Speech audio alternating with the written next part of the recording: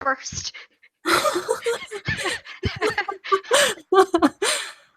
Oh, you know what? I think as soon as you set the thing up, it puts it on your page. Like, it's not live. Oh. It sets up a link. Oh, okay. I think that's how. Yeah. Because there's like, I think there's like a link set, like a live link from like. We need like a days. standby image. We'll just Yeah. oh my god, I saw the picture with Rich now. We'll have to. I wonder if I can make this standby image, the graphic that you made for Things of Con, and then people will be like, "Where's Corbett? Where's Corbett at? Where's Corbett?" And then she'll have to join. Corbett? I don't know. Where's Corbett? We do care. Yes. Maybe Martha doesn't, but we do. Maybe this. That's not what I wanted. Work with me, internet. Alright, let's tweet out this link. Mm-hmm. What are we talking about tonight? People, DeSoto had some things to say. Saturday Night Average. Yeah.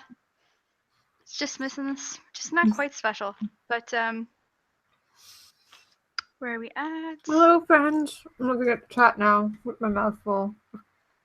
Yeah, that's the way to do it. Get personal. Fake Radio. I'm done eating now, though.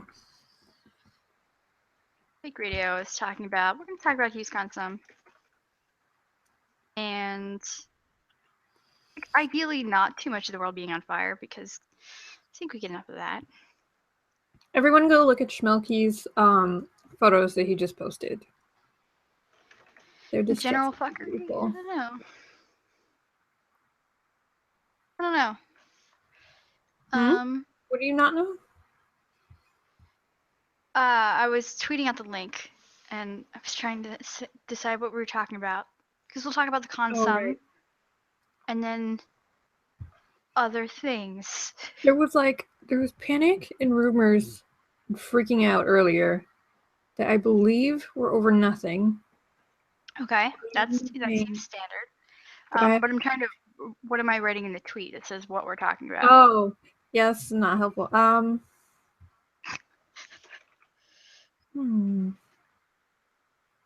Just general. Okay. General. Other stuff. Good enough. Other stuff. Let me find. Yeah, other stuff. Where is that Schmelky link? I feel like everyone is. Everyone's what? Everyone is gonna know how much Pepsi I drink. Like way too much. You can see like behind me, there's just like a wall of Coke cans. There. We close that. Leave. Okay. This is the part where Lewis sorts out her life. And I need YouTuber here so I can see you fucking weirdos. Hi, Gwen. And definitely this picture of Rich. It's a real good picture. Real good. Oh my god, it's such a good picture. It's like real good. It's like real good. It's like real good. Yeah. I'm just saying, like, I super like it. Super like it. Like a lot. It's like it's like unnatural. You might say it's not natural. Hi, Gwen. Misha, like, I actually haven't even caught up with the contacts or anything. So, yeah, what was the panic earlier? There was a painting. You know those paintings they sign for the like I'm Alive stuff in the vendor's room or whatever, and then they auction them off. The guy signed them and stuff.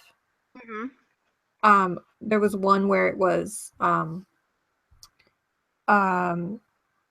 and Dean when Demon Dean is like when Cass is like Aloha Cowboy. Yeah, Aloha Cowboy. Yeah, exactly. It was painting that, and then that painting disappeared for a while, and then everyone was like spreading the rumor that a volunteer didn't like it, that it was Destiel, and I had it like removed. But I think it was just that the signatures were it was full, was the actual story, I believe. I heard otherwise from Fallon the says I know what artist. happens with the paintings. Please share, Fallon. Am I incorrect in that it was just Fallon picking it for knows. nothing? Yeah.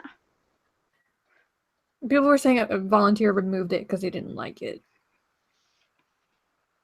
But I don't think that's what it was. Preternatural. I think we're still working on a delay here. A little bit. The artist pulled it. How about that shit? Interesting. To avoid controversy. That's controversial. That's controversial. Wild. To avoid, like, you pulled. I'm really gonna not make any obvious parallels here, but like, you pulled a painting of a scene from the actual show to avoid controversy. Like, it's literally from the show. From the show. I mean, Hey man, we had Dean and Crowley. reality is offensive sometimes. We must protect the people from it.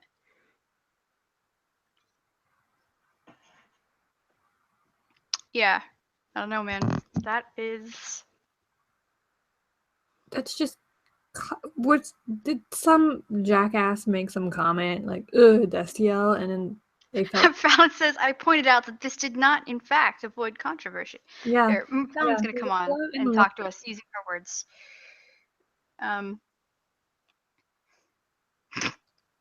Jesus. I hate Texas cons. Everybody hates Texas cons. I'm just saying, except for some people that don't, and that's fine. And then there was also someone saying that they were screening questions and that they were saying no Destiel or something, but I don't know. Again, that seemed like Fallon actually has some commentary on that as well. Okay. Someone's like, I heard that someone said this, and I was like, okay, let's put the pitchforks down until someone Khan can tell us what happened. Or Fallon, who seems to be very. She was on it. Fallon is our investigative Destiel reporter.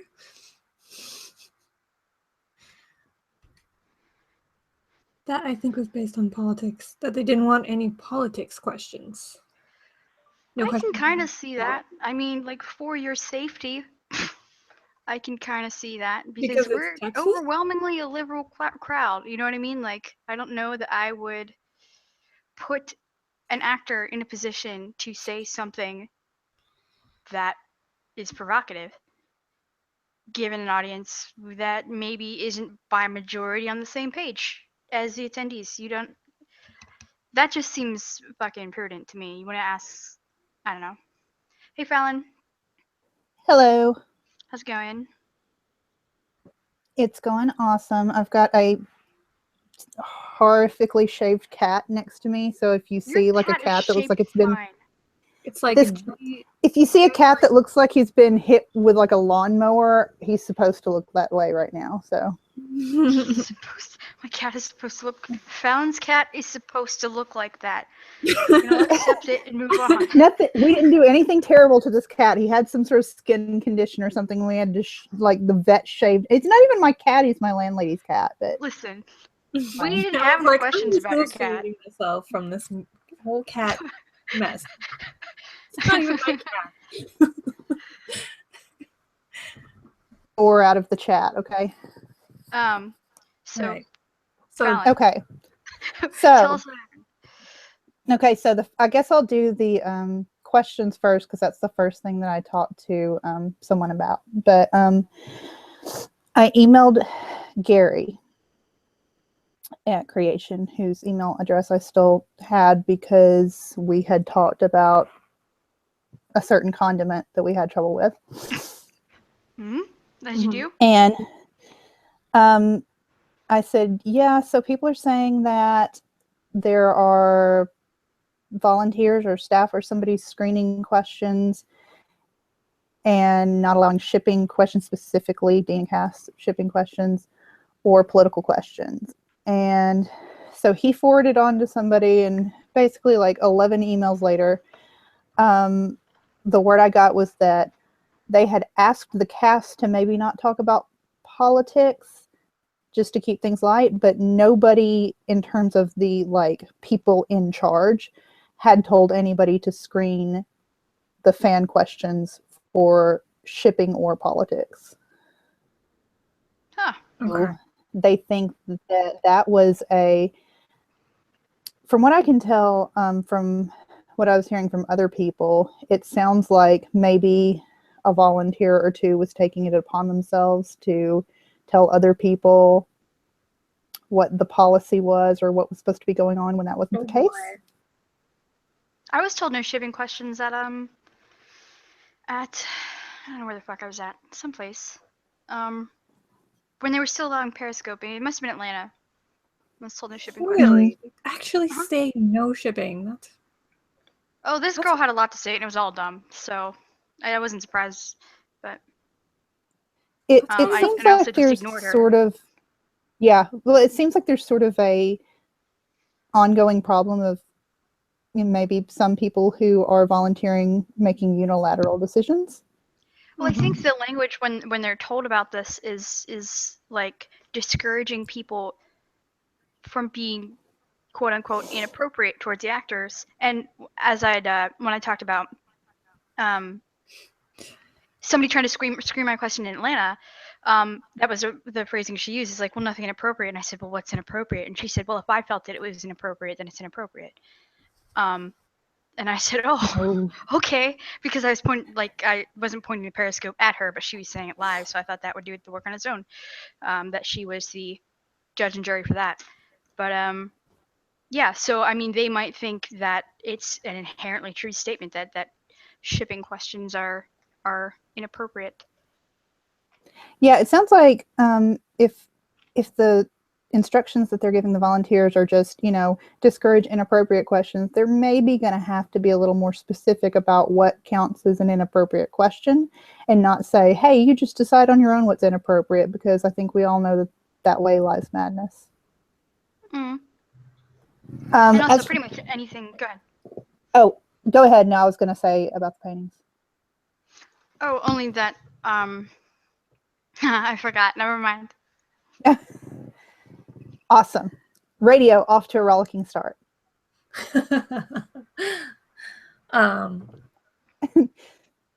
Okay. Interesting. I feel like there's more to that. Okay. Yeah. We can do this. The artist pulled the paintings to avoid controversy, sort of as in response to the whatever went down at JaxCon. And I think her perspective on it was not like trying not to make anybody uncomfortable or be controversial in any way. Though I think pulling just that one painting kind of is the opposite of not being controversial. I think it just sort of made it a thing where it wasn't a thing already. Yeah, I mean, it's the kind of thing that where like parents groups, when they want to like any scene depicting like a gay relationship, they want it labeled as explicit. Like, you were saying a little bit about what your opinions are when you when you declare what's inappropriate or what yeah. might be inflammatory. Yeah, and I mean, I didn't like ask her if I could just share the whole conversation, so I'm not going to quote her word for word, but I don't think we 100% agree on the issue. I mean, she said that she doesn't particularly care one way or the other what people ship. But I think her perception of what is controversial and my perception of what is controversial may be different. There also is, I mean, we can't, I'm not having been there, we might not be wrong. If people are coming by her table and making comments that are disparaging or people were being dicks, then you wouldn't want to hear that all day about your stuff. Yeah. Yeah. if you think it might create a problem in the environment, it might have been creating a problem in the environment. But, yeah, I mean, so. I met her at TorCon. This is Paula, right? Yeah. Mm-hmm. Yeah, she was really sweet. So that is what I know about that. I really with neither of this. I mean, and also what was great was like right after I talked to her, I got an email back from Gary because he'd said he told me that the painting had been taken off the floor and wasn't coming back, and that was it. And I was like, could you explain what that actually means? And he was like, I was like, was it auctioned or was it taken off for a different reason? And then he just emailed me back saying basically the same thing, which was the painting was taken down and it wasn't auctioned. And I was like, all right, well, I got the whole story from someone else, so thanks. Cool. So, I mean, you both think she's a sweet lady, and I've never heard, anything different. I'm not trying to be, like, damning in saying, like, well, that was a controversial decision, but it was.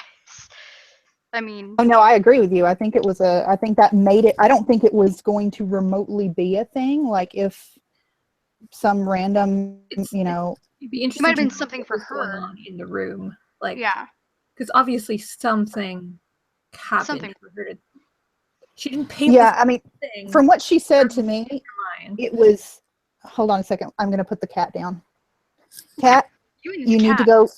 You need to eat. Cat, stop. Cat, please. 93.7 cat struggles. Does it have a name? Who needs a name? It's the misshapen landlord cat. Yeah, lawnmower cat. His name is Oscar, but it's not like, he responds to anything I say to him anyway, so what does it matter what his name is? Right, Oscar? That says so much about you. I love you. It's like I'm going to kick you out in a sec. I'm just going to call you human. He don't listen to anything I say. See, he's about to come right back over here and try to get in between me and the computer again. This cat and get tangled up in my earbuds. I'm going to kick you out because I'm going to pull in Murphy here. Okay. And thank you. Thank you for that information. It's our subject matter expert. Our DSTL expert. We really should not have made it a precedent where I kick people out after we found out that they can't come back in that way. But now I think people just expect me to eject them. So I do. It's okay. It's charming. It's becoming our thing. It's charming. Okay. Yeah, I'll take that. Murphy's going to join us in a second. I think she's going to talk about Misha's panel. It's 9:30, so SNS hasn't started for 45 minutes. Oh boy. Oh, hey, Leslie. Trying to keep up with this one. Very sad self-service. Very bad. Leslie, if you want to call in and say how Saturday Night Special went, I'm sure we'd love to hear about it. Kat's job is to be in the middle of things. Hey, Murphy. What's up, guys? How's it going? Hi. It's good. My voice is quickly leaving. There's been a lot of screaming, a lot of scream singing, shut up and dance. Did you get to see the part of the video where we were reacting to you guys being on stage? No, I haven't gotten to see it yet.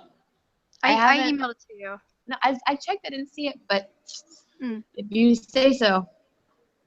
I am now really fucking mad that we were so baffled that the three people that we'd talked to separately were on the stage together that it didn't even occur to me to turn on the sound of your amazing singing.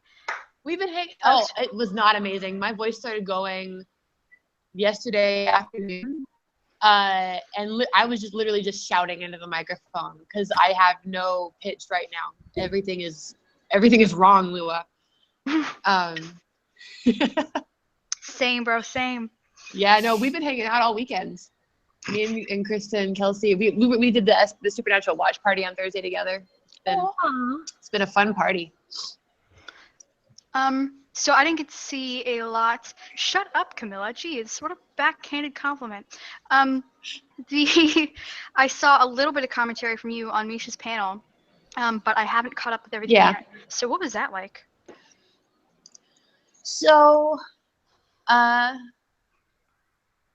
Misha's panel was really good. Misha is always good. I always love him.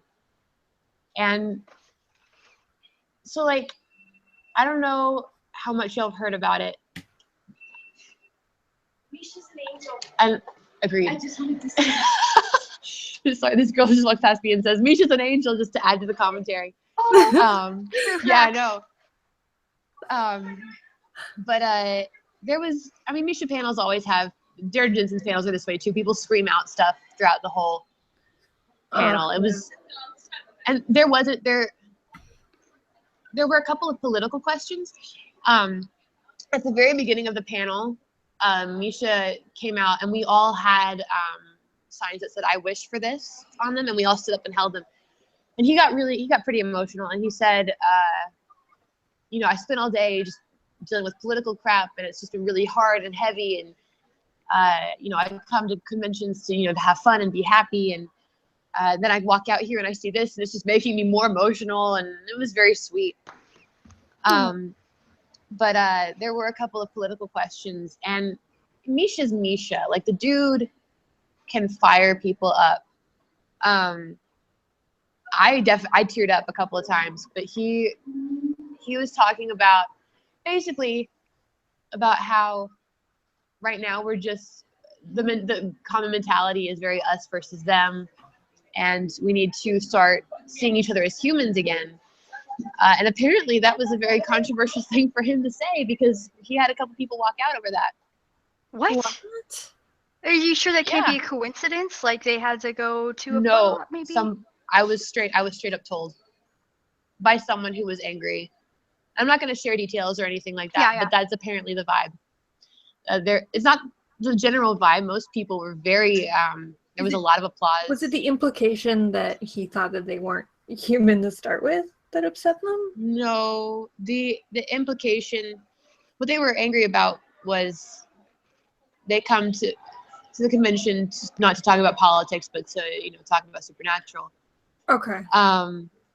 Which I get to an extent, but at the same time, you know, while art in general is a form of escapism, it's also a representation of what is going on in the real world. And if your art is purely escapism, then you're missing 50% of the entire point of what art is. Yeah, I mean, I think the show reaches out to people because it's representative of things. The thing that we have in common is what we care about. The things that we care about is what the show has in it, and that should certainly be other people, I would think. And Misha, something so you know, important that's happening. And it's so important to Misha. Like, it was Misha's time. Misha's on stage. Misha's saying the words that no one forced him to answer the questions. He talks about it because he wants to, because he cares about it, because he cares about us, and he cares about the people who are affected by it, and he cares about himself and his kids and the dangers of the current political. I mean, he cares so much, and the response of, well, I didn't come to hear that, is just so dismissive of him as a person. And it just, I understand wanting to escape. I'm here to escape. Like, I've been planning this for months, for almost a year. And there is an aspect where I just wish while I'm here, the rest of the world could stop so I could just have fun and enjoy, you know, meeting people, but that's just not how the world works. Like, shit's still happening. Yeah, there's people are still hurting, and things are still. My friends back in DFW are at a protest at the DFW airport to release detainees affected by the Muslim ban. I mean, they're there right now, and I feel very torn about that, because I want to be here and I also want to be there. And to treat that like it's not important, and to act like acknowledging reality is an intrusion on your escapism. Yeah, I want to make a comment here to someone in the chat, Murphy. There's some kind of disclaimers happening in the chat where someone says, "Who walked out?" and another person's commenting, "I heard there weren't very many walkouts." And look, no, there weren't very many. The thing is, the way we react to this, I think, is just like when Jensen was like rude to that one person. Like, this is not the end of the world, and I understand that we have to be clear with each other. Like, we don't want. I was reading last night because I wanted to make a point to somebody, and I was looking at logical fallacies, and one of them is relevant here. It's called misleading vividness, and it's this idea that a particularly dramatic event is somehow representative of the whole when it's not. It's just dramatic. It's one thing. So to say that there were walkouts, it's not like, well, Murphy says there's walkouts and that's giving the tone of this event. It's just a fact about the event. You know, and I think we take and we sensationalize this stuff so much. We don't have to do very much their right to walk out. Like, that's fine. Yeah, I agree. And I do want to clarify, like, there was a negative reaction, and that I want to acknowledge that, because I think talking about the way people react to conventions, reacts to the political climate, I think that talking about that's important. Yeah. I also don't. The response was overwhelmingly supportive of Misha, and also it's, if you don't want to hear that, you don't have to hear that. There's a reason we don't lock the doors when we go to conventions. You're perfectly within your rights to walk out. And I'm not going to tell you that you shouldn't do that, especially if it makes you uncomfortable. If you're uncomfortable, if you're unhappy listening to that, and I'm not saying I'm not saying it about you. I'm saying when I see the commentary, I'm not criticizing anyone in the chat. I'm saying we need to be self-aware in this. When we talk about these things, we can take every fact about a situation and make it representative of that situation, but it helps no one. Overwhelmingly, this convention has been so positive. Like, I'm dealing with my own crap, so that sort of taints things a little bit for me. But everybody's just, the cast is so happy. Everybody's so smiley, joking around with each other. Everybody's very friendly. This is actually the first con that I've been to where everybody that I've talked to, I've made friends with. Like, the general atmosphere is just so inclusive and friendly. And even the people that I disagreed with over the Misha panel, I've been hanging out with her all weekend. This one person in particular, and she's great. We just have a political disagreement. Like, if you don't love that, it's your right to walk out and take care of yourself too. If that's not working for you right now, yes, and this convention has been amazing. Honestly, everybody's in such a good mood, and it's kind of great just to, this is the last con in Texas. And I love getting to watch them all have such a good time and really kind of go all out for it. Hey, so it's been a good few days. We really liked on the internet, kind of super loved having the Periscope back last night for karaoke. That was really nice. That was great. How did people react in the crowd to that announcement? Okay, so I imagine it was mixed. I knew it was coming. I knew it was coming because you had said on fake radio, and so I kind of got to just watch people's reactions. And it was goosebump inducing. People were so happy, and Stephanie cried. Stephanie cried.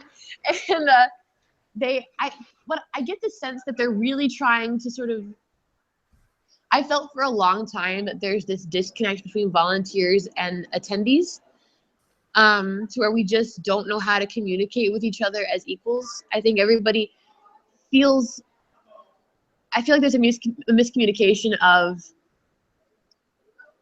everybody feels that they're entitled to have the best time possible, both as a volunteer and attendee, and you are. But the mentality has sort of become, and I'm guilty of this too, but the mentality has sort of over time turned into attendee versus volunteer, and who gets, who gets access to the cast. Well, I mean, that's the design of the volunteer position. You know what I mean? Like, if anything, that definitely it's your own mini, like, Stanford Light. Yeah, but I get that. Yeah, but I get the sense that, I don't know if they've ever done this before. That was my first karaoke. So I don't know if they've done this before, but they brought out all the volunteers to sing songs together.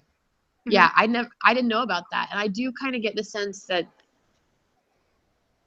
the cast especially is really trying to bridge that gap and really get communication happening between volunteers and attendees that's very inclusive and positive, which is, I'm very excited about that. I know Stephanie, I could tell Stephanie really had wanted to give us Periscope again, and she was so happy. The response to finding out that we were getting streaming back was lots of screaming, lots of squealing, and I mean, Stephanie cried, so I cried, so everybody was crying. It was so triumphant. That was the first time I've ever seen a creation person connect emotionally with con-goers. Like I know that must happen, but I've never seen it before. I've never felt that they approached this as a family thing, the way the cast do and the way most of the fans do.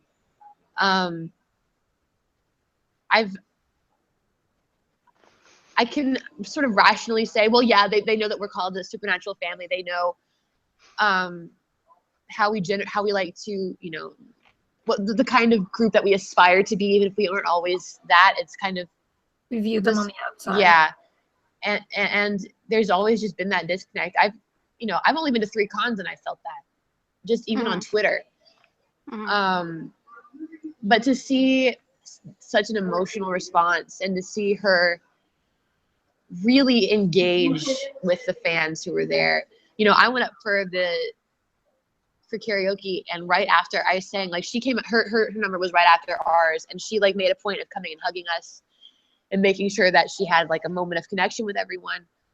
And I really appreciate that, and I appreciate them taking steps to like compromise, because I know that they don't feel like streaming does anything for them, but just to give us this because we love it, just to give us this because it makes us happy. That, yeah.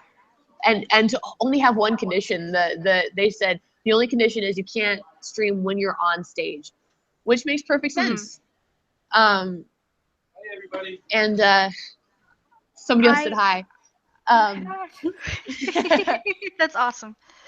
But yeah, it really has been a very connective civil convention so far. Everybody's Stephanie, it's been easy to make friends. CEO.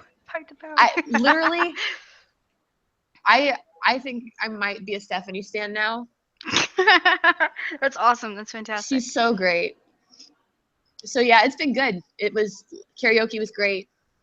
It was so nice to like look over and see people periscoping and know that people at home were watching.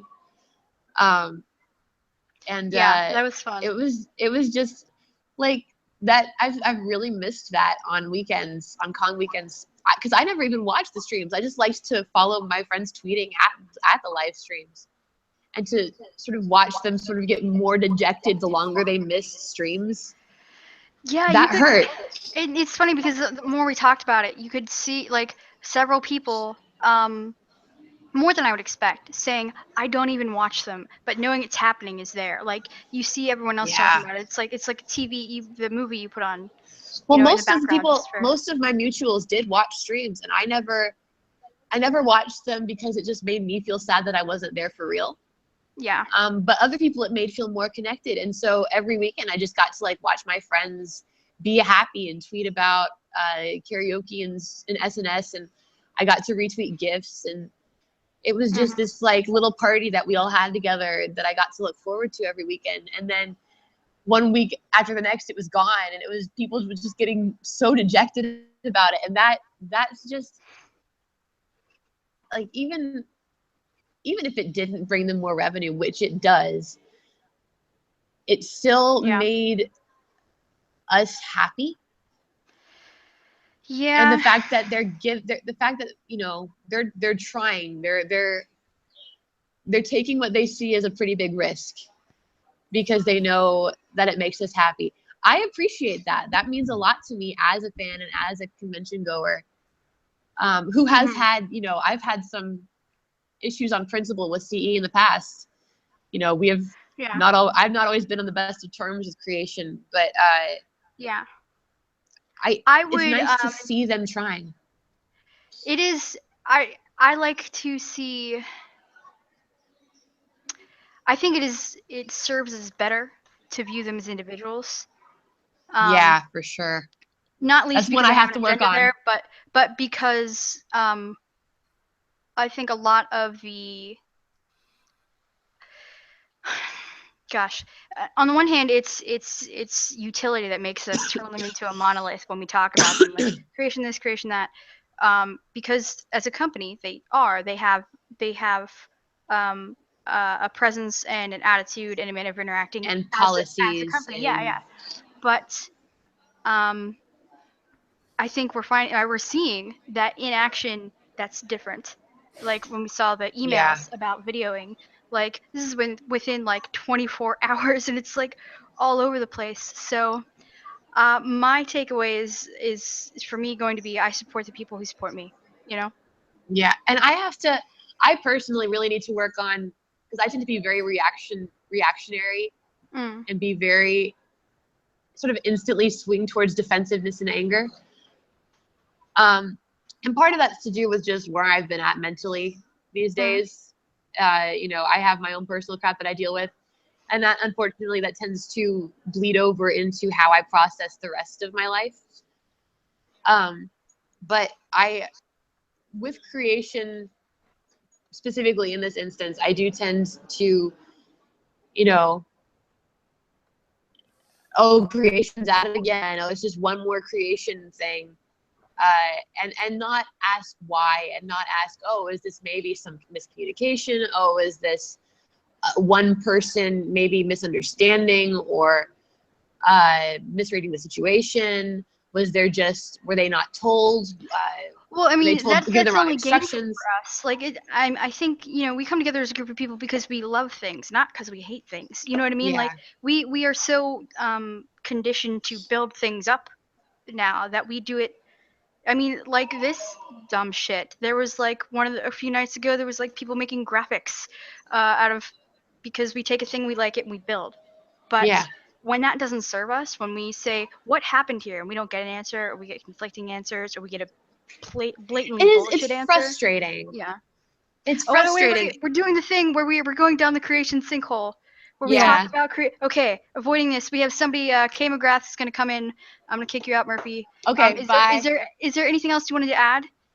I love everyone, even the people that I disagree with, I promise. And Houston Con's amazing, and we're all having a good time. All right, see you later, asshole. You're wonderful. Bye, thank you. You're asshole. You're an asshole too. She was so pleased.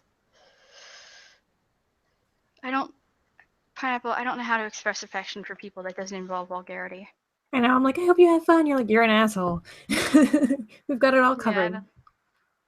Yeah, we've got the range. Was that shade against you? What I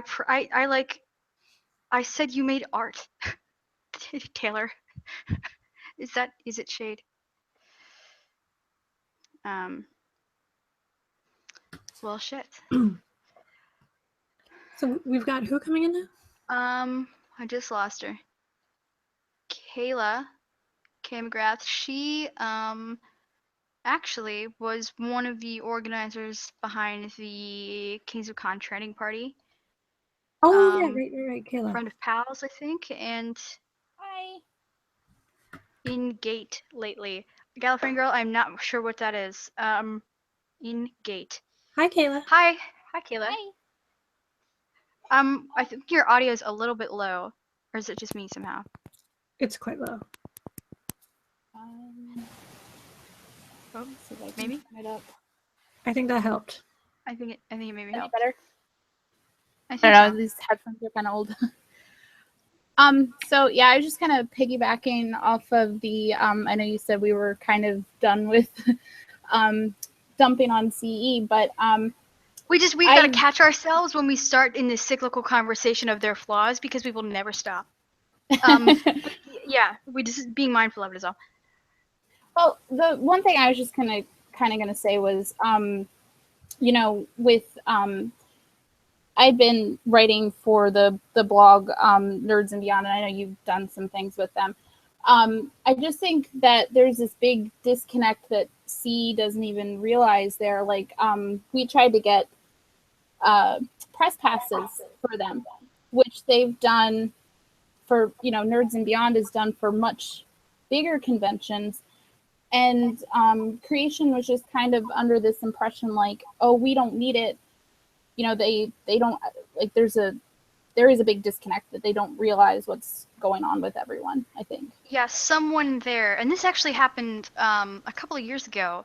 I remember they stopped issuing, people were talking about they stopped issuing press passes, and it was because what I'd heard at the time was because some of the, and this might be pure bullshit, so forgive me, that like some of the like smaller sites were just using it for access, and treating it like kind of a meet and greet kind of thing.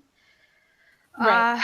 And then the company line became, well, we don't need press because as you can see, it's really the addition of the phrase "as you can see" that does it for me.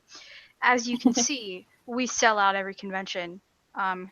Yeah, that was, I think that came from Gary, I want to say. Yeah. No, this has been a while ago, but yeah, I think that was a Gary speak. Oh yeah, I've had a few friends show me this exact email. Not the individual one, but like the response phrased the same way. As you can see, we're just flesh. I mean, I've only been to the one convention. I went to DC Con last year, and planning on going to 2 this year. It was weird though, because she does the writing with Nerds and Beyond too, and she got access to Rob and Rich through that, but that was through their people, not through Creation. So they were a lot more open to that than Creation was. And maybe that's good. You know what I mean? Like maybe a press roundtable is not something that needs to be happening at a convention. Yeah. Like, because what are you gonna ask there that you couldn't ask in a panel, or God knows hasn't already been asked 800 times? Yeah. If you can't ask it in a panel, I'm not sure that it's going to be the same kind of thing you can print. Right. No, but I like I said, I've only been to the one convention, hoping to go to 2 this year, but kind of piggybacking off what you were saying, the live streaming, that was initially like the thing that really brought me in. Like, I had not even heard of Creation until I got onto Twitter and started seeing that. So I don't know, I guess they just didn't realize the impact that was really having on people. Well, I wouldn't put that in the past tense, but I hear you. Yeah. It's weird because so much of the culture exists and is sustained online, people have this need to say that, or this impulse to say like, oh, I've only been 1 or 2, but people that have been to 1 or 2 and people that have been to 30, personal interactions aside, we're all kind of tuned in, I think, to the same kind of network of, I don't know, people's impressions or information about the thing. Like, I don't think you're less qualified to talk about what you observe because you've only been to 1 or 2 than the rest of us. Some have been to none, and I forget where this sentence was going. I just remember it was when I went to DC, I was fortunate. I didn't have any issues with the volunteers. I know a few folks had been saying that they were kind of being talked down to. Fortunately, I didn't have that experience. The volunteers that were there were all really great. The venue that it was in was very very scrunched. It was they were advertising it for the longest time as the smallest stop on the tour, and that it was the most intimate stop on the tour, which I'm like, sorry, like, if you guys aren't coming back to my hotel room to hang out later on. This is not intimate, but it's between you and Gil and Kenny. He wasn't there, unfortunately, but they were really great because like I was in line for my auto with Osric at the same time that I was supposed to be going to get my photo op with Misha, and Osric, being the doll that he is, was kind of having, you know, these very long conversations with everyone, and we were like, crap, I think it was Misha's op that we were running late for. So and then we ended up being late for Rich's auto, and there was this one volunteer that we kept going to, and she was just like letting us cut the line, so, or like getting us back in place for where we needed to be and making sure we got where we needed to go. So I mean, I guess it just depends on, you know, the person and how well the I was under the impression, and I don't know how accurate this is, but one of the Facebook groups that I was seeing, it seems like a lot of the volunteers at the cons are kind of like repeat volunteers. Oh, yeah. And they had like, I know for DC anyways, there's like this one guy who kind of was like in charge of everything every year. So he was kind of rallying them together every year. So I don't know if it was the same people or if it kind of like if creation has one person that they pass everything down to that then passes it along, or how that works exactly. But I'm not sure.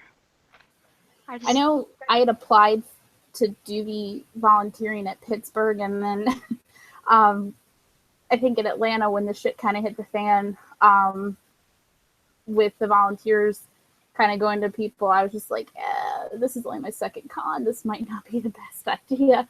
But I didn't really do anything else with that. So, but yeah, overall, I didn't have a bad experience with that. Well, that's good. Any impressions of? I literally saw one of Schmilky's pictures and was like, nothing happened after that up here. Nothing happened.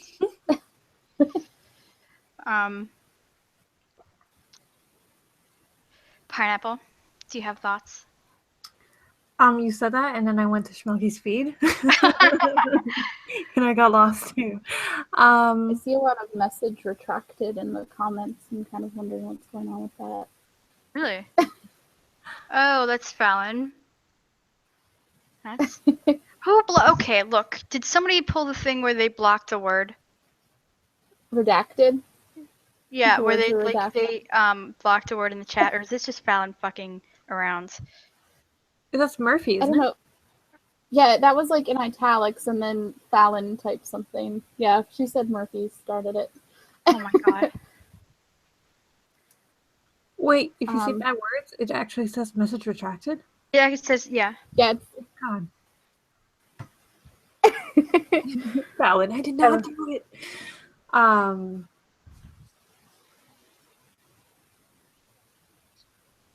don't know, that was kind of everything I had. I guess going back to like the political thing, I had some thoughts on that because I saw some stuff on the Twitter today that kind of upset some people with you know, I'm all for being involved and trying to be as involved as possible, and you know, I give kudos totally to Misha because anytime shit happens, I'm always like, where's Misha? I need Misha to say something. but I don't know, like today I had to take a day and just kind of pull back from it a bit. And I don't know, the cons to me, I get some people maybe walking out, like you guys were saying, if it's too much. Because cons kind of, you know, you go there for like 3 or 4 days and you're kind of just in this bubble. And I think a lot of people use that, you know, maybe as they use the the show is kind of like this bubble to get away from things. So I don't know. I just saw some people today were like, oh, he should stay out, and oh, we're not doing enough. So I don't know where I was going with that. I get that. I do, but for me, it's like I look at my Twitter feed and it's 8 million things that are just on fire, and it's like you're being handed this horrible fact, and then I get a pile of them in my hands, and I don't know what to do with them. You know what I mean? Yeah. But I feel like when we address these kinds of things at conventions, because of the group that we are with and the context we're doing it in, it's it's not just Misha getting on stage saying, you know, something in the triple. With Misha, it's kind of like he says today. It was this is where we're at. This is where we need to be. This is where we need to be. And the most important thing is that we are there together. So it's an answer to nothing in particular, but it's something you're all in together. You know what I'm saying? Yeah, and it feels, especially like with Misha, it's like he sees a problem and he sees the fandom as like a vehicle for a solution. So it's kind of like at this point with me anyways, like I'm just like, where can I focus all this, what the hell, you know, is going on? So Scout's upside down. I'll never not be upside down. I still don't know why. It's I will be so confused when I see you in person and you're not. Good. That's what I want. I want to brainwash the people into thinking that I'm just perpetually upside down. She's like a bat. She just hangs. Just hanging out. Christina. Oh, thanks, Dave. I should kick you for that. You're welcome. Hey, Kay, thank you for stopping in and commenting. I'm going to kick you out because I'm an asshole. Okay. But I appreciate your commentary, and thank you. Always anytime you want to come back. I will. Bye. Thank you. Bye. Bye. I thought I clicked the button and it didn't work. Hey, Scout. Hi. Long time no see. Yeah, it's been a couple hours. Been a hot minute. Yeah. There's I guess Saturday Night Special's like now. Yeah. Yep. There it sure is.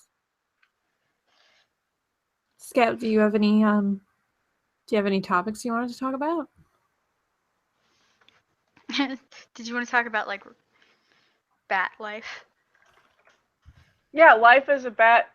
I was kind of disconcerted as a bat when I watched Space Jam because I thought that the bats in it were going to be about bats, but it was actually about Michael Jordan's former baseball career. So. Right.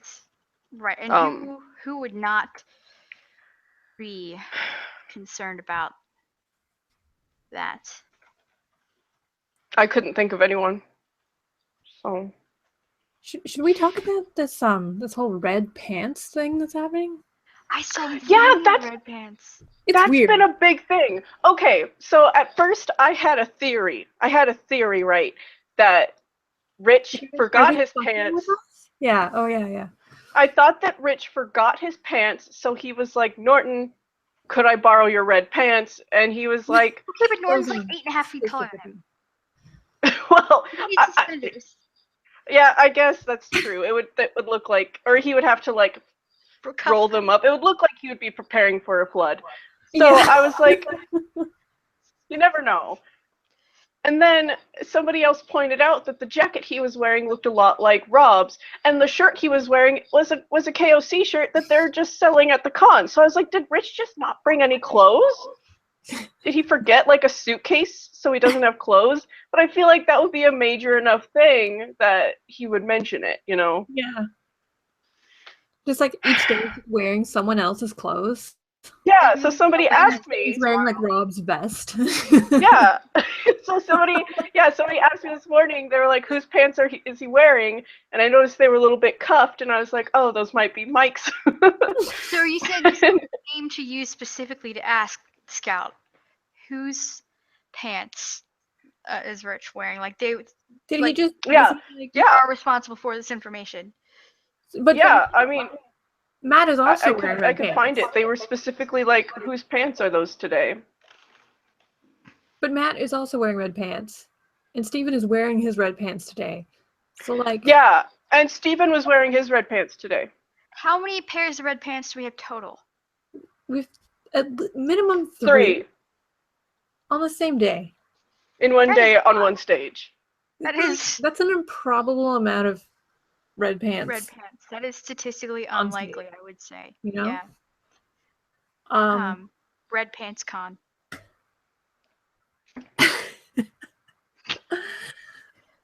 Yep. Yeah. Did Misha Somebody wear this red specifically jacket asked me, the same whose color? pants is Rich wearing today, Scout? To me, specifically. I did get asked if Matt was borrowing Jensen's yellow pants a couple cons ago. I did not know, actually. As if Matt Did keeps not you know. informed of this. Like, just so you know. What up, Lua? I borrowed Borrowing Jensen's Jensen's pants today. Just thought you should know. Please disseminate that within the community. Please let the people know. You're the voice of the people. Liddy's just like, this Fandom's pretty weird. Like, it's just another day. It's a traveling pair of red pants. Oh my god. The I can't. Oh man. Let's see. Is anyone tweeting about the thing?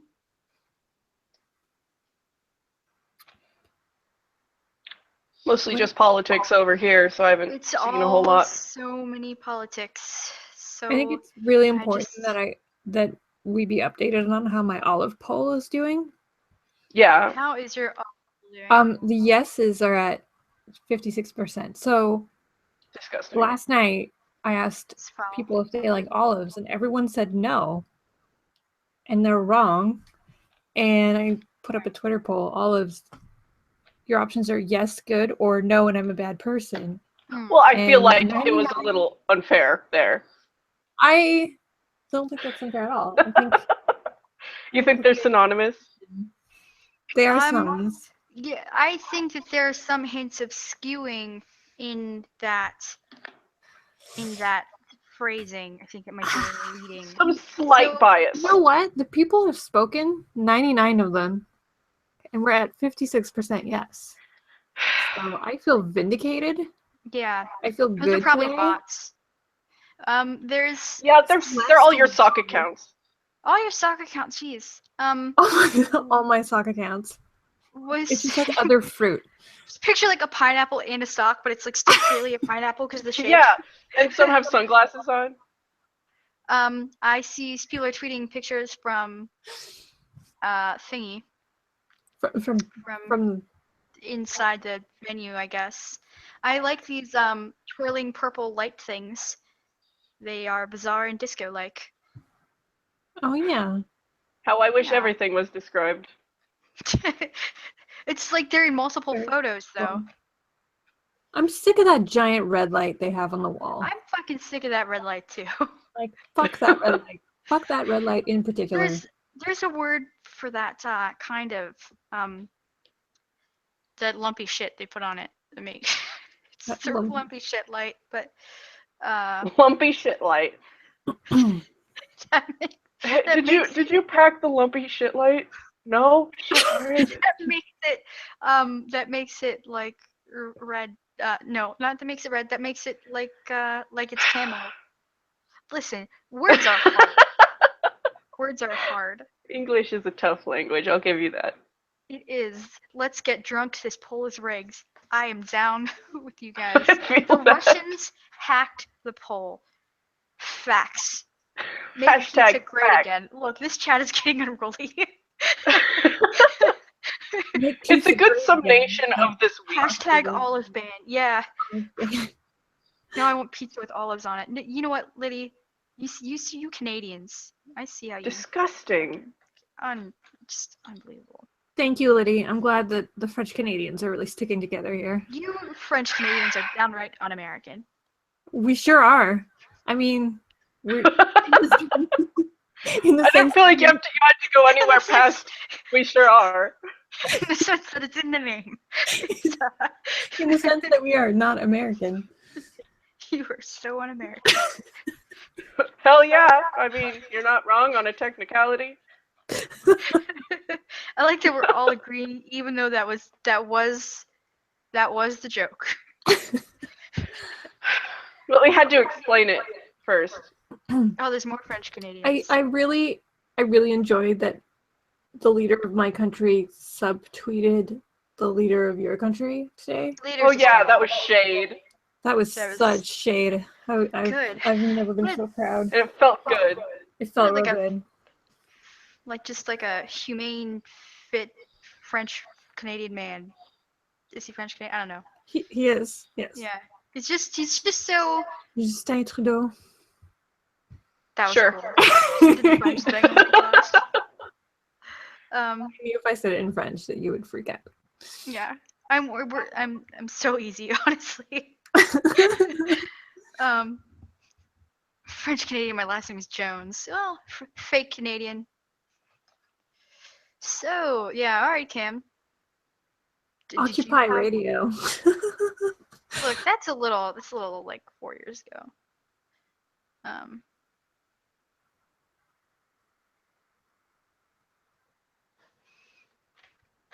think Tasha's at a protest.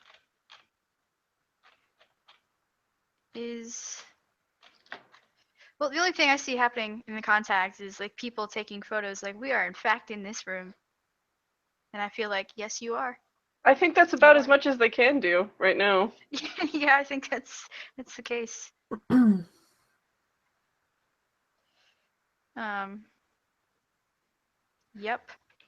Yep. I'll be back. I feel like that would be fine. It's fake Amundsen. God damn it. I saw them too, the cardboard cutout.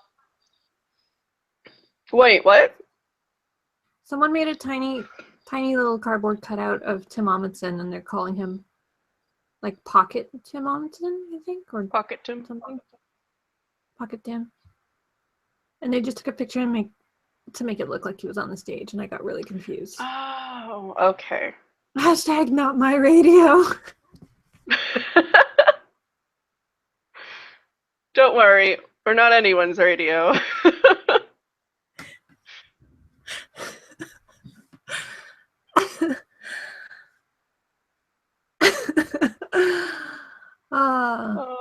Topical.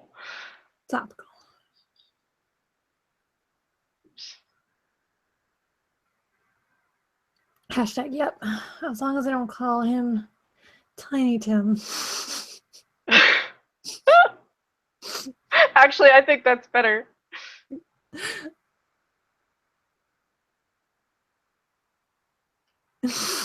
Liddy, I got too excited about Trudeau and the chat told me I was spamming. My bad. Hashtag censored. End the censorship. Kayla's pretending to have tweeted or said something that's redacted.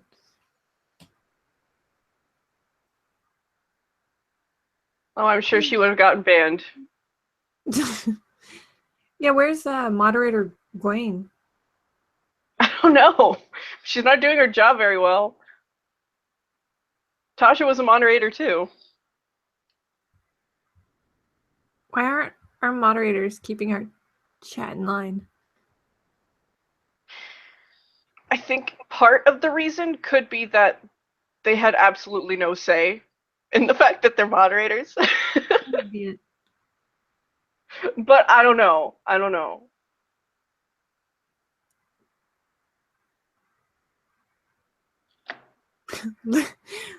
Ladies, I'm just trying to tell everyone about Trubama. You didn't know they had a ship name. Oh. What is Canada and America's ship name? I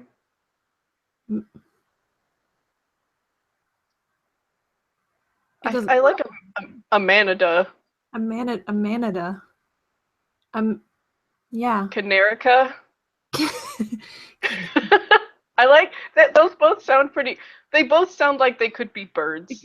Yeah, that's what. Yeah.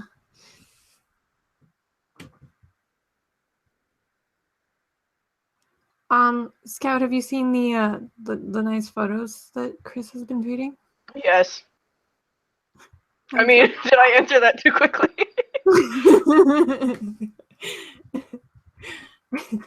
I was actually I was making like a fake. I wasn't even gonna post it. I was like, this is for me. It's like a little God and Gabe poster with the two that he posted. It looks really cool. I was like, this is for me. Even though he didn't post these for me. This is for me.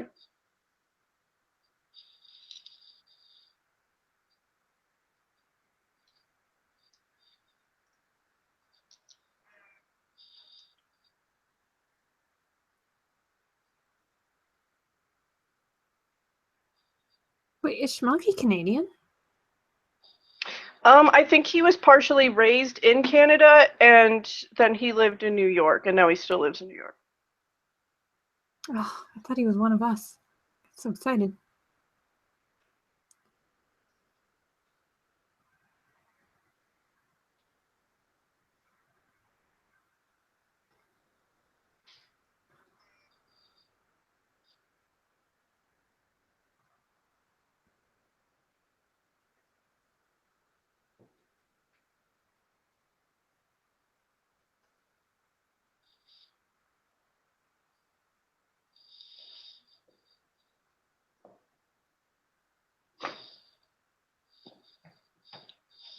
Hashtag resist the moderators.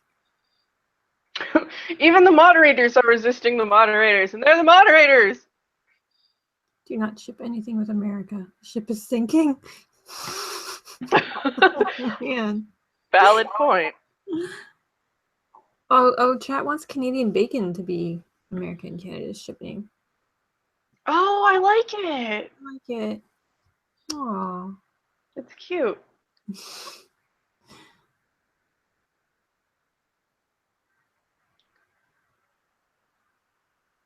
Oh boy, Fallon, you're opening a can of worms. I should probably open up the chat.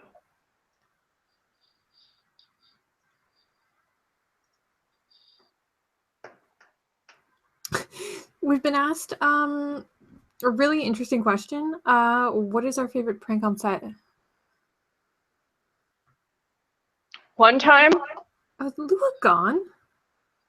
I think she said she had to go do something. She doesn't even say anything. She just goes. Okay. Yeah, go ahead, But Scout. she said something. She said something. I don't know what she said. She just said she was leaving. Anyway, my favorite prank that happened to me personally, Jared Padalecki ripped one of my arms off and just beat me with it. Blood was everywhere. I was shocked that he got away with it, but no, nobody really cared. You know, everyone had a good laugh. Production came down from their offices and they're like, you, and then they just left. And I was like, why did they leave the off? What do they do? All right. I was just bleeding out on the floor. Eventually, I was assisted by one of the cameramen that brought me down to a bunker that is very safe. Very safe. Nobody can get into it except for them. They're like, we come here to hide sometimes. And they were crying a lot. So that was my favorite prank on set. Wow. Wow. Yeah. Yeah. I think sometimes Jared goes a little too far. No, he's just playing around. You know, I got my arm fixed. Like, yeah. It's wow, like medical science is really advanced. It really has. What were you doing on the set, Supernatural? Anyone tuning in right now is like, I shouldn't have said anything. You know, it's classified. But I was given permission to tell that story. Wait, are you Gabriel's new vessel? I was just about to say. I was like, I don't want to say anything, but it has to do with kielbasa. Yeah, I can't hashtag confirm anything, but I am.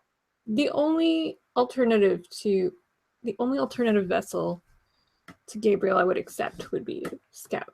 Oh, well, you're in. It's good news. It's yeah. Confirmed, everyone. Yep. I mean, not hashtag confirmed. Just hashtag confirmed. Reddit.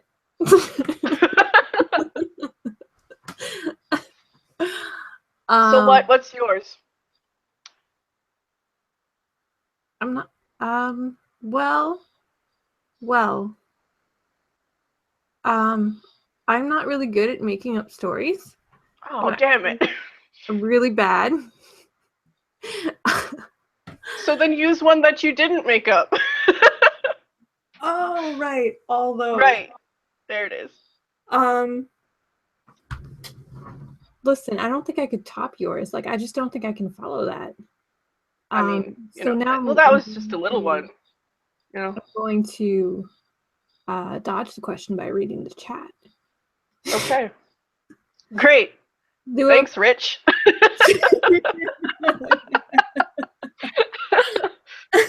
Cool. Lua probably went to get an icy. If there was a zombie apocalypse, what cast members would you pick as your spirit animal? Oh, I like that. That is a better question. All right, you take this one. If there was a zombie apocalypse, what cast member would you pick as your spirit animal? Like who? Okay, what would their spirit animals be? First of all, like who would have like a really feisty spirit animal? Probably Jared, because his spirit animal is obviously a moose. Oh, true, yeah. You don't want a squirrel helping you in a zombie apocalypse. That's not really helpful. And if you live on the coast, maybe maybe Rich, because as an otter, do you think an otter would be? Yeah. Because Rich's spirit animal is an otter. We all know this. Clearly, if you don't know this, you're a hashtag fake fan. I knew that.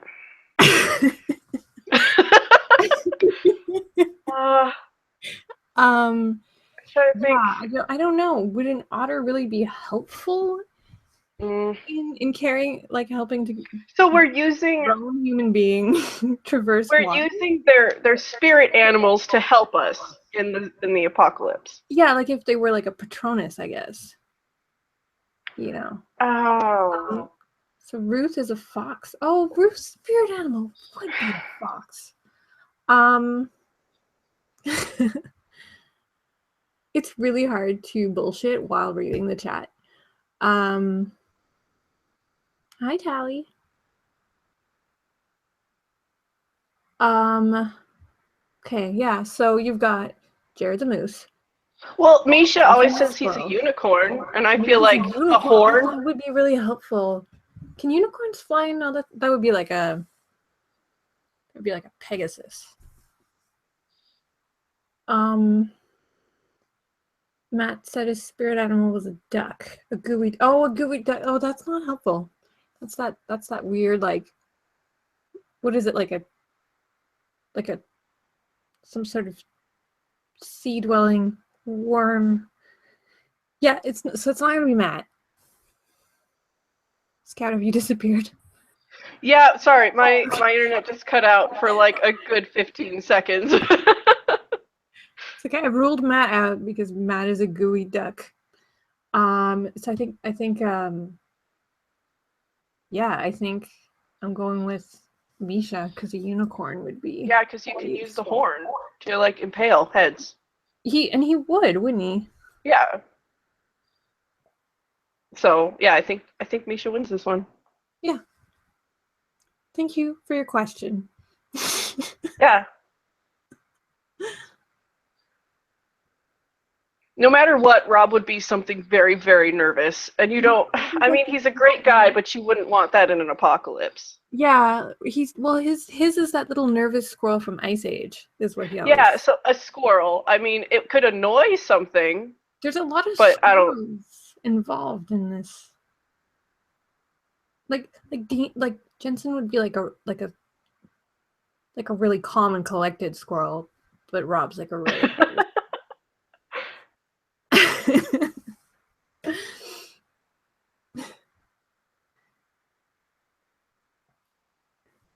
Pow thinks Rob would be a majestic pony?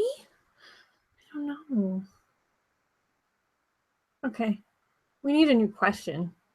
Please give us questions. Until we wait for Lua to come back, because Lua's controlling the guest rollout situation.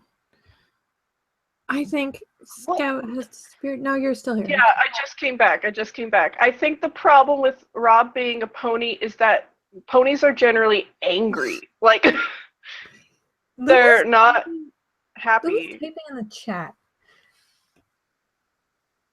Lua's typing in the chat, you bet your ass Mr. Rob is a majestic pony. A brown and gray pony. Oh. I've never seen a collected squirrel. Well, you've never seen Jensen's spirit animal then. Is God Chuck? Yes, Sam. Next question.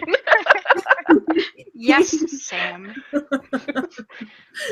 Jesus, Sam. God damn it, Sam. Bree would be a kangaroo. Aw. I like that. What would Kim be? Oh gosh, she would be something feisty too, though. What's Bree would be like a that lion. would like punch you in the face? I think kangaroos punch people. What? I think kangaroos punch people. Oh my god, one of those, those super like Technicolor shrimps. Oh, we watched a video, Lua. We watched a video. Oh yeah. On one of these shrimps. Look at those fuckers. I'm so jealous of mantis shrimps. They just got all the cool shit genetically. Yeah, they can like I think punch Kim faster would be than time and space. Yeah, so since those punch, I was trying to think of an animal that could punch. Since a kangaroo kicks, the mantis shrimp punches, and I think Kim would be a mantis shrimp and Bree would be a kangaroo. I like how triumphantly you said that. You were like, "Yeah, we got this. We got it. It all fell into place." That right out. Okay. Yeah, I'm so pissed about that mantis shrimp. I feel so inadequate just knowing they exist. What was it? 9? It was like 9 or 12 colors. Those fuckers. And then they have the nerve to be all 12. rainbow and shit. The nerve. And then they punch. They punch so hard underwater it like conducts electricity. It creates a cavitation bubble. It creates a vacuum so small that it implodes on itself. And there's a little flash. Like yeah. Yeah, they are not fucking around in the ocean, man. Okay. They're business. We do have one thing on them, and that is self-awareness and the ability to communicate. They can see 12 colors. They probably know way more than we do about anything. They can see into forever. They can. Forever. They can teach us about kindness. But no, that's, you know what? They probably can't, and I think that's where we win. We don't live in the goddamn ocean. Yeah. So, the ocean is full of horrors. And I actually have so much time to talk about. I will never run out of talking about the complete disaster of anything like that. I wanted to say below sea level, but then I realized I would be talking about like. Why do we always end up talking about sea creatures? Because they're terrible. I feel like all of us were sort of meant. No matter what details we change, we will always end up here. I feel like we were all sort of meant in some life to be marine biologists. And it just didn't pan out for us. Thank goodness for them that it didn't, because we would. Aggressive owlets. We're sort of sentient. All right, and moving us off of sea life. Cam says, hypothetically, if you were trapped on a desert island, what 3 items would you take? The internet. What? What 3 items would you take on a desert island? The internet. Silence. Can that be all 3? I mean, I zoned out and I thought Lewis said the ocean is full of whores. Well, I'm not one to judge, but I don't know. Fish can get pretty feisty. Leslie's texting from SNS and she says Rob's on fire. I'm texting. Like literally? Put him Yeah, I was out. about to say, like, Rob is on fire. Why aren't you helping him? Why are you Fire texting? emoji. Save him. No, help him. Please, help him. Help our majestic. Yeah, just send a text that says Help him. him. Just.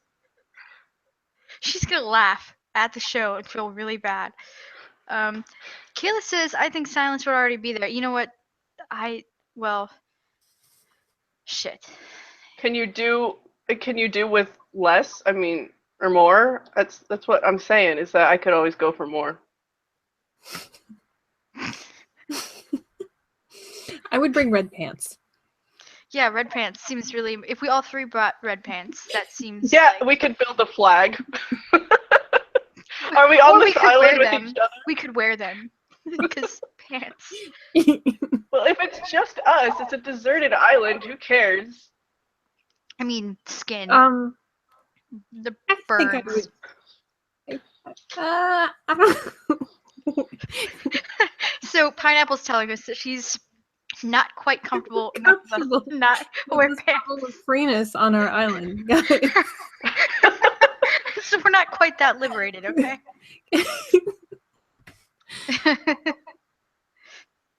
What's Lua's spirit animal? Just a stressed out sea sponge. Just Sea pig. sea pig. Oh my god, it's definitely a sea pig. They don't have no brains and they eat dirt.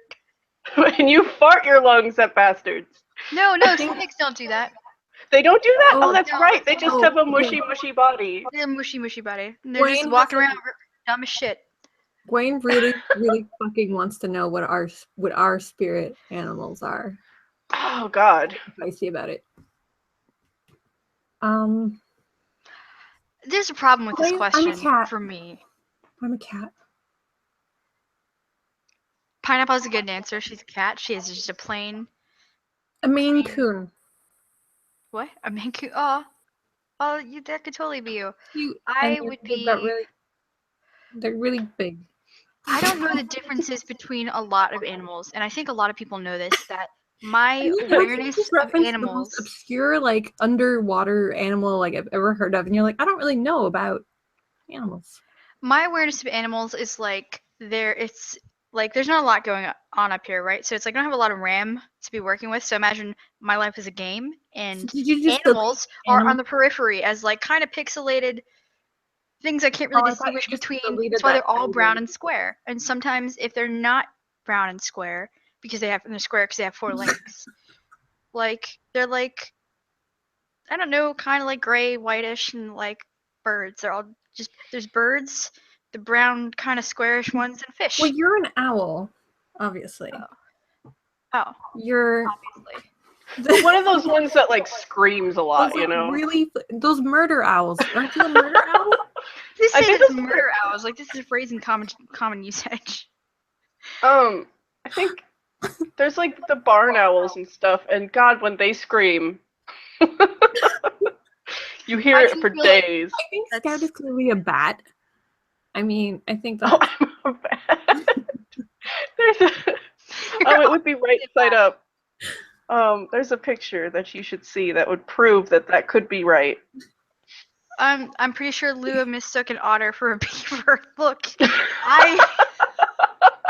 I'm not gonna say that didn't happen. I have no idea. Sounds about right. I refer to eels as water triangles. Like eels? Do you not? I think you mean manta rays. Eels are the noodles. Eels are water snakes, but not actually. This has never been relevant to my life. The pancake ones, like I don't know. So I think Gwen is disappointed that your spirit animal is not a panda, Lua. I mean, I don't know who to consult about this, to be honest. Like, don't piss off the barn owls. Okay. Yeah, I will avoid that. I also thought a hawk was an owl once. No, that I'm still not clear on that. Eels are water noodles. True. True. Welcome to Marine Bio 101. Look, there's water triangles, and there's noodles, and there's those blobfish that have human faces. That's literally what it's called, though. Good for you. You? It's called blobfish. Yeah. Maybe it's just that marine biologists get me. We get each other. What is happening at Thing? I mean, probably somebody singing. tweeted that they sound amazing, so that's... I'd be upset if they said otherwise. Yeah. They sound so shitty. Oh. Sam Smith is there. I'm an aggressive honey badger. I don't know, I take quite a bit of shit. I don't know what animal I'd be. Scout. You could just be a badger. Okay, I'll take it. I have no idea what those are, so. Oh. Yeah. Nice. Honey badger don't take no shit. That's why I said I take quite a bit of shit, but honey badger don't take no shit. The honey badger don't care, isn't it? I don't know. Yeah, honey badger. Well, there's a whole video of it. Yeah. Like they do say the honey badger don't care, but sometimes I care. At SNS. What? They played Roll Me Over. Oh God. Oh boy. I hope everybody started banging in the audience.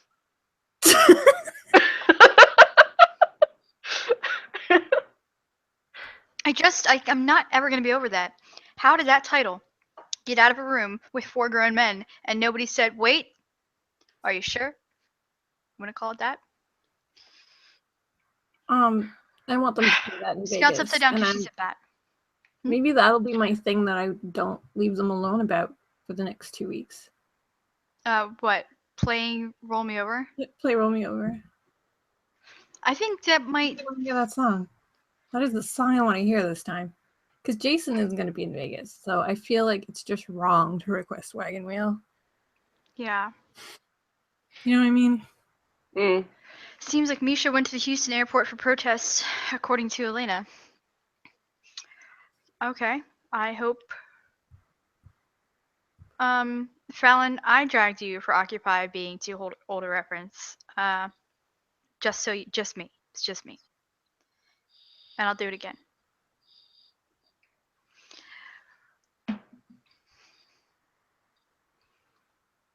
It's kind of underwhelming to scroll through this tag and be like, oh, there's a picture of those people. They are doing it. They are doing the thing. Yeah. I mean, it's kind of what I expect from now on. I think that, I still think that there's a chance they're going to start doing live. Oh, yeah, for sure. But until then, I mean, yeah. Just another quiet Saturday night. Yeah, that's why we're Saturday Night Average instead of Saturday Night Special. Yeah. You see what I did there? See that? Yeah. Oh. See? Oh. Yeah, I got it. Fallon says, fight me, Pop-ativism. Fight me, pop to it. Beck says, as long as we get a drunken video request, Pineapple. I feel like we could probably pull that together in Vegas. I feel like as a group, we could probably get inebriated and drunkenly request Roll Me Over.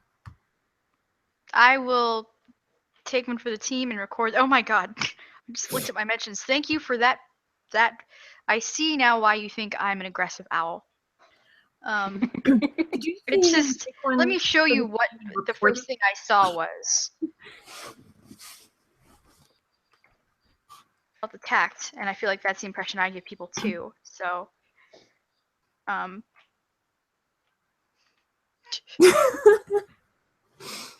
Oh, it's like it's cute, but kind of scary. It's menacing. That's right. I feel like that's me. It's incredibly menacing. I mean, I could, yeah, I could see that. I feel like that. Just like a marshmallow that's sometimes rude. It's my spirit. That is kind of what a sea pig is. Yes, except they're just like a marshmallow that's eating dirt on the ocean floor. That just makes them happy as shit. And that's kind of me also. Are your followers the shells that live in your mushy body? Yeah, they are. Don't. I will bring up the frog thing. Let's not do that. I'm a frog thing, and all of my followers are the things in my back. That's so. God damn it. So upset. Listen, So you upset brought it right now. up. This is so. Look, and now they're gonna want to talk about it, and I don't want to talk about it because it's really gross and it's a really. Look, we actually have somebody that's going to join us, so you can fuck off, Scout. Cool. I don't actually mean leave. You're stuck here, but Damn it. I mean, cool. Gross frog shit. Judgment. Yes. I wouldn't say more Judgment Owl than. Look, Judgment Owl does what Judgment Owl can, and that's quite. That's. No, it's the Shame Owl. It's Judgment Owl. Lady Caldana says, "I know I'm late to the party, but why is Scout upside down? Because Scout is a bat." Yeah, Scout's a bat. It's not something we try not to judge her for it. It does come up in conversation. She's a bat, though. You know, I haven't told a lot of people, but that's why I don't do a lot of things like, you know, in person. So. Set one bat in Iowa. It's a graphic designer, just doing his best.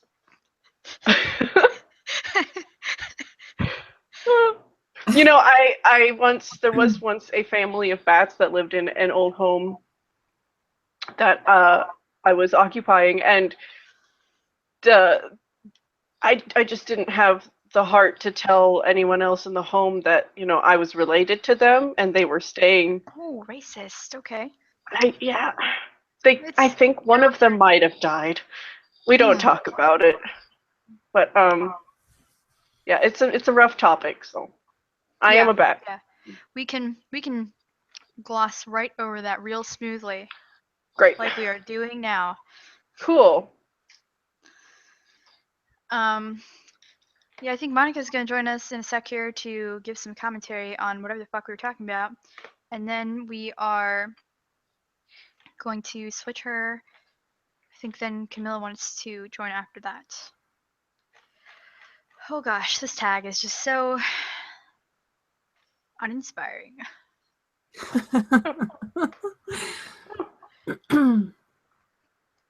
That is a good word for it. I feel like a bat could hold a pen. I think that would. They got little hand things. I could, yeah. Like, let's see.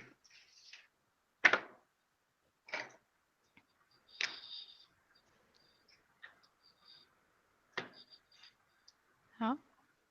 This is gonna be really a benchmark day for science. I'm excited to see how this is gonna turn out.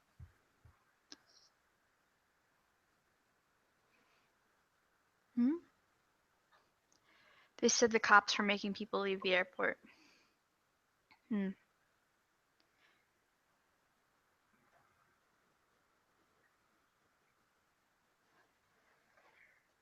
Okay.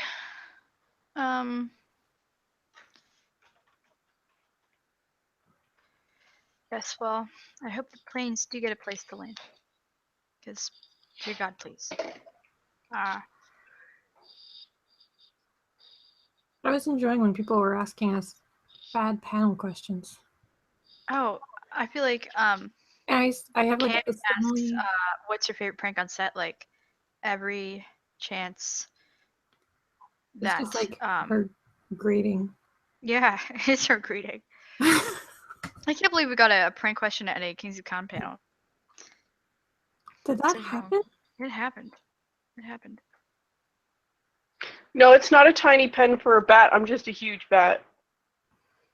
Listen, don't judge yourself. Disgustingly giant bat. Fallon says if you guys could switch bodies, with someone, who would it be? Does it have just anyone? Like anyone? Anybody? Or is this limited to Supernatural? Oh, hey, look, we have Monica. You do. Oh boy. Hey, Monica. I'm doing really bad hypotheticals. It's fucking hot.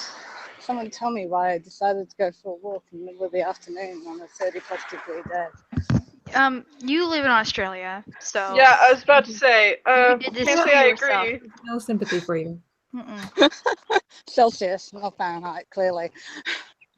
Yes, I made that leap. Did you have any comments on things, news? Yeah, I listened up till about probably about 20 minutes ago. Always really interesting.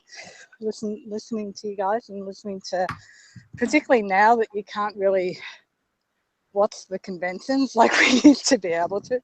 Like even the tweets are disappearing, and obviously the Perry's limited. Hardly any videos, so we're kind of left with the post-game summary. So it's good to have at least that. So thanks for that at least. Yeah.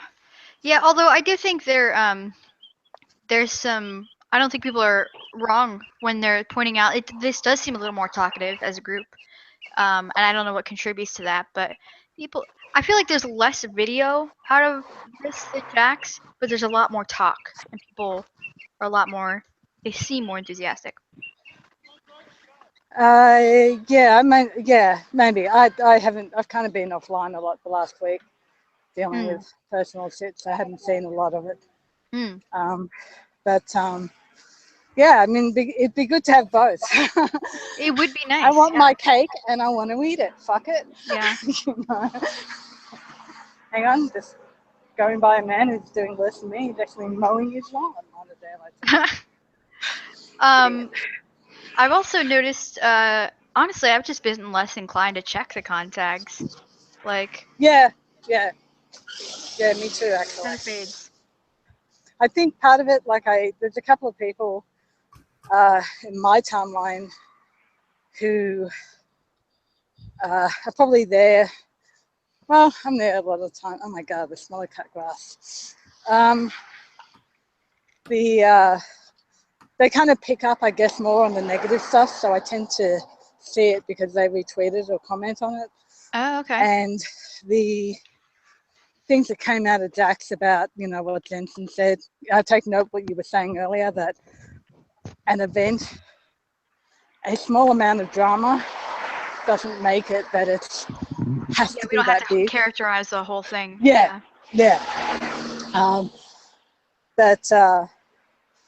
But yeah, there was just, what was it? There's a couple of, there's mainly a couple of comments from that person that I really kind of saw anything. But other than that, I didn't really see much about the con. Yeah. I did see the tweet out about the Perry being allowed at karaoke, which is nice. Yeah. And interesting to note, and I don't mean that in a bad way, but that Stephanie herself was really emotional about that, which is really nice to hear. I wouldn't want her to be emotional or feel, whatever, but it's nice to know that someone feels it. Yeah, that conversation has been happening for months. Since the day it was cut off, that fight's been going. So to get a win there is nice. Yeah, absolutely. I just wish they'd said that it doesn't harm the rest of it. And maybe it doesn't add, but in fact, I think it does add. I think it does encourage people to come, but it doesn't harm their business. I just wish they'd see that. But I think what they're seeing is potential that they're missing. Like, I don't think I've been phrasing it this whole time, rather scornfully, as that they're saying you're stealing from us by doing this. But I think, like, just now, I'm thinking maybe they're just badly verbalizing. We see potential there that we cannot. We're not able to grab it. Yeah. And that's fair as a business. That's fair. But it feels like you're stealing from us. Yeah. Yeah, it's a funny thing. I kind of put it up there with, and I know this is technically, legally not the right attitude, but it's like, I might, I'll emphasize might, for anyone listening, download an episode, but it doesn't stop me buying the DVDs. It's like, I want it now. So it's like watching something is not live, is not going to stop me from going, but the negative reaction about it going live may stop me from going. So, you know. Yeah, and that's really Anyway. tough to quantify, and Yeah. even tougher to communicate. Because Yeah. if you're a business, like, even if you get this really coherent statement about, you know what, we kind of hate that you did that. What are you gonna say? But okay. Yeah. Yeah. Yeah, really. Yes, I acknowledge that, and that's about as far as you can get. I thought it was interesting. Sorry, I just want to address this in the chat. I fully expected Yeah, go for CE it. would start selling e-tickets and live streaming when they started clamping down on videos, but instead they're shutting down with no alternative. See, this is bad communication happening. Yeah. Because CE as an entity, yes, they did start clamping down on videos. In a policy, no, they didn't. Like, as people who took like observable actions, yeah, that happened. Was it supposed to? No. Like, because every fucking time you'll get that person says, "Oh, I was told to stop videotaping," and they're really sort of wary of it from Atlanta when somebody's stopping periscoping. So, oh shit, they must be clamping down. It's like, no, it's still the whole time has been, you can take video, but we want you to stop periscoping, until Adam sent out that just really Well, creative email. I was gonna ask you about that, because I didn't, again, because I had a really shitty week. Long story. Tell you over another drink sometime. Kayla says Emily's killing it with SNS. Is there a video? I could just look. Sorry, go ahead. I know that from what I gathered from the last few days, Adam had sent a email that said absolutely no videoing, and then within 24 hours something changed or something. What is the word on that? Adam had just said that little snippets of panels were fine, which is, of course, verbiage that's never been applied to anything like their policy, spoken or written. So yeah, that really caused quite a bit of fuss because he owns half the company. So yeah. Ooh, Fangasm posted a clip of Creep. Ooh, I bet. Oh, damn, I wish her Wi-Fi wasn't so bad. She could call in after. I'm so glad Emily did Creep again. She was so fucking phenomenal with that first time. But yeah, so that was, I mean, this is bad communication. Yeah, happening. Something they're extraordinarily good at. But yeah, let's not open that door again. Yeah, also good at putting up signs. Some signs. Yes, seriously. I did wonder after the random acts thing last week whether I saw your poll. I'm not sure what the end result of it was. If, you know, the live stream at cost was something that was offered, would people do it and be okay with that? But I suppose the other flip side of that, there is, I don't know what the cost is, but I'm assuming there's a cost to set that sort of thing up, so we stage it anyway. They get their cut, clearly. Well, yeah, stage would get their cut, but because this is, I talked to major people at the Loud and Swain release show just because I was trying to figure out what the issues were with that live stream, because people were so excited about it and then it wasn't working a lot of the time, and I wanted to be able to communicate what those issues were. I think it's too late to charge for something people were getting for free. Well, hang on. Think once. Valid point. I don't. It's all in the presentation. Yeah. It's on how you present it, because it's not unreasonable to say, I wish we could, if people are getting enjoyment out of the thing that I as a business am doing, I would like to gain from that as well. I get that, but it's all in the it's all about how you do it. Yeah, because it needs to be tempered with, we were getting it for free, but we kind of technically weren't supposed to by the letter of the rules. Yeah. It's just the rules have long been bent. It's easy. It's so easy for us to get about when they act like, you know, video is something they're letting us an entitlement. it's yeah. Yeah. Yeah. And when you've long had, up until they stopped doing the rules in red, dear Richard doing that lovely, make sure the phone is, actually held up the right way and all that. Yeah. I miss those days. I miss those days. With the other thing I didn't know a lot about was the moat between the stage and the people at karaoke. Is that a permanent thing? I gather this was another by request of the actors thing. I am not sure about that. I haven't seen any photos. Did they have the same at Houston? Houston looked closer. Right. But I did see the benefit of people being able to get in and out, and especially with a lot of folks periscoping Saturday night special. Where we should avoid saying. I don't know. Not supposed to be.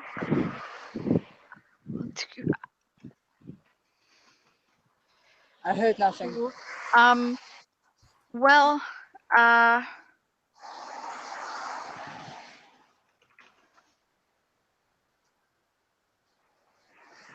hold on one sec, guys.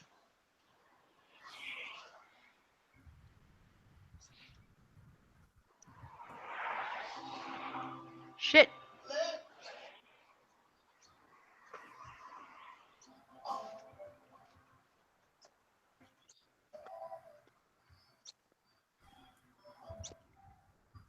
Are you watching the Periscope?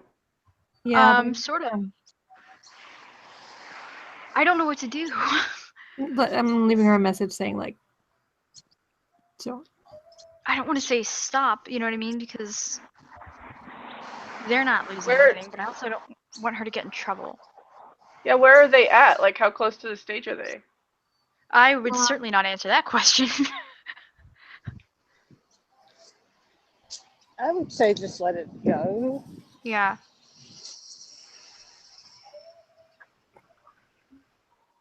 I can't imagine they said that it was okay, because that would be all over the tag, I think. Other people would be scoping. Yeah, I'd just let it go. Oh, so they're not. Oh, never mind. Never mind. Yeah, I don't know. I sent you retweet that we're just taking the karaoke barrier. I don't know if I got them this morning. Let me see. Somewhere. Oh, I think we had Cam was gonna come in. Okay, just give me a sec. Monica, we're gonna kick you out. Is there anything you would like to add? No, it's all good. I wasn't there to be able to add much more. I'll wait till I'm at one. Well, thank you for chiming in. I appreciate it. I had to cancel Vegas, unfortunately. So I'm losing your audio. Yeah, that's okay. I'm in the windy spot. I had to cancel Vegas, so I won't be there. Oh no! Yeah. As I say. Oh, that's shitty. Yeah, really. Tell me about it. It's killing me. But anyway. Fuck, man. Well, hey, come back and chat with us sometime. Yeah, we'll do. All right, talk to you soon. You're an asshole, and I love you. Yeah, you're an asshole. Oh, god damn it. This is gonna become a thing, isn't it? Gosh darn it. So the Periscope ended. Yeah.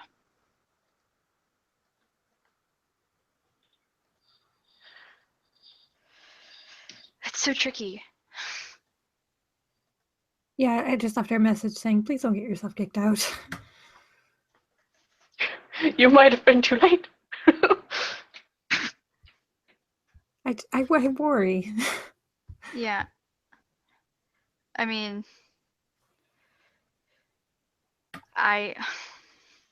She's like in the middle of a section. Why would you say that? No, but I mean, no, what I'm saying is probably harder. She already stopped. Like, it's yeah. Track her down now. It would be harder to track her down than if she was in the side. I love that that's the thing that happens effectively.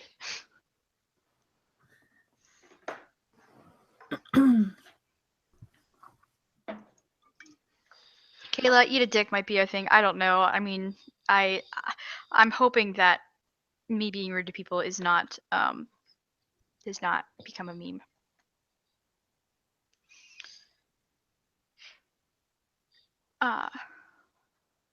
Over before it began. That's my favorite. Same. Let's not think too hard about that. It's fine. We're all fine here. Hey, Cam. Hey. Hi, Cam. Dark. Darkness.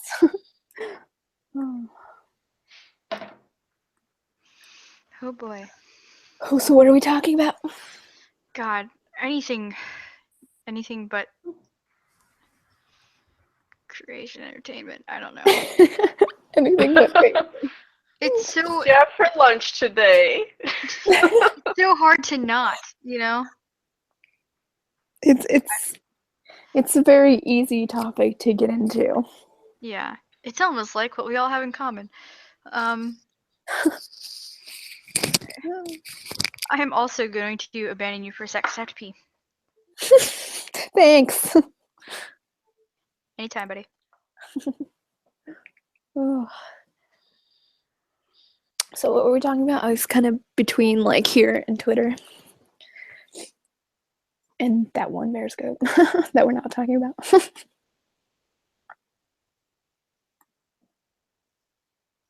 Everyone left. Okay, it's just me. This is awesome. Yeah, the one word Lou appears a lot. Oh wait, I'm here. Scout's here. Ah. I thought I was alone, but I'm not.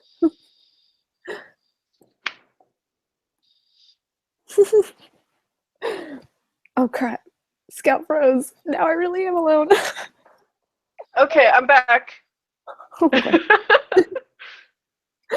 Oh. So back to my previous question, what have we been talking about? I've kind of been here between here and Twitter. Same.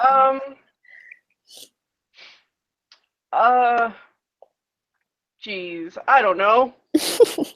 And there you have it. A quick summary. Yeah, it's basically, I think it's just been about streaming. I think that's it. Gotcha. I don't know. Well, while those two are gone, what's your spirit animal? What is my spirit animal? Pick a spirit animal.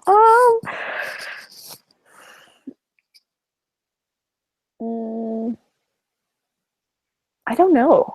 Right? I honestly don't know. Like, I could probably pick one for everyone else but myself. Like, yeah, we all struggled.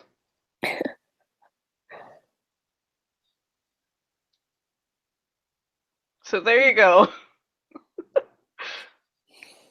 Scout, I see you as one of those, like, this might not be spirit animal, but like an animal you remind me of. Oh, cool. I don't know why, but I think of a bird. Just a bird. Just a bird. A bird. Just like one of those, like it's super, like a super chubby, angry-looking bird, but with glasses on. It's me. Exactly. Cool. Yep, that's me.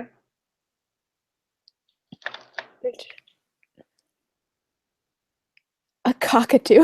A cockatoo. I always think of that that cockatoo that's like singing "Let the Bodies Hit the Floor." Yes, that's that was me. my favorite bird. That's me. It's a video. I love that bird. Hit the floor. Let the bodies hit the floor. It's just so passionate, and I feel that. I get that. Oh, I love that bird.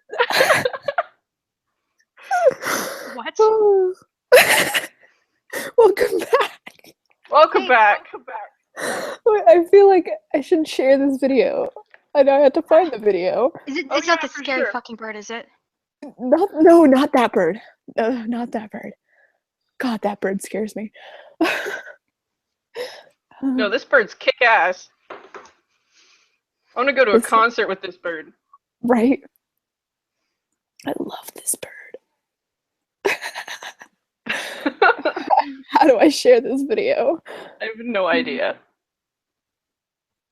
Everyone Google cockatoo, let the bodies hit the floor.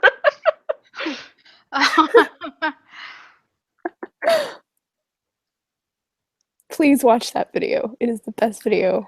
Oh my gosh. That you will ever Leslie see. tweeted to say, right this second, Adam Malin is on keys and all I can think about is tentacles. You know, I missed the stream where that came about. So I have zero context, but I'm happy about it. You're lucky though. You're lucky. Damn.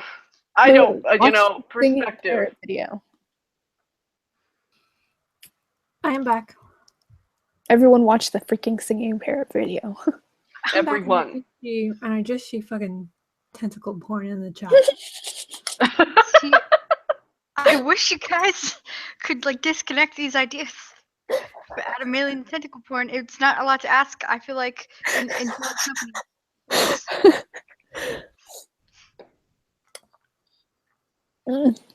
Oh, you got food. I was looking to go get Cheerios. Oh my god, Cheerio buddies. I have some next to me. Thank you.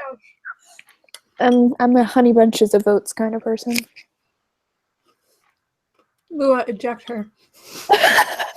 More like honey bunches of fuck you, we're done.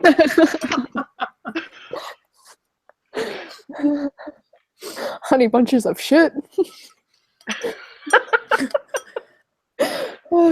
Honey bunches of disappointment. Let the bodies hit down. Let the bodies hit down. Let the bodies hit down. You fucking stop that shit, because I will hit this button. I don't know what it does, but it's probably not something you want. That's right. So, Lua, what are we talking about? Please. Please. I already asked her what her spirit animal is. But didn't I say an angry sea sponge? My spirit animal, not yours. And she still hasn't answered the question, by the way. Oh. I want to know. I mean, I am interested.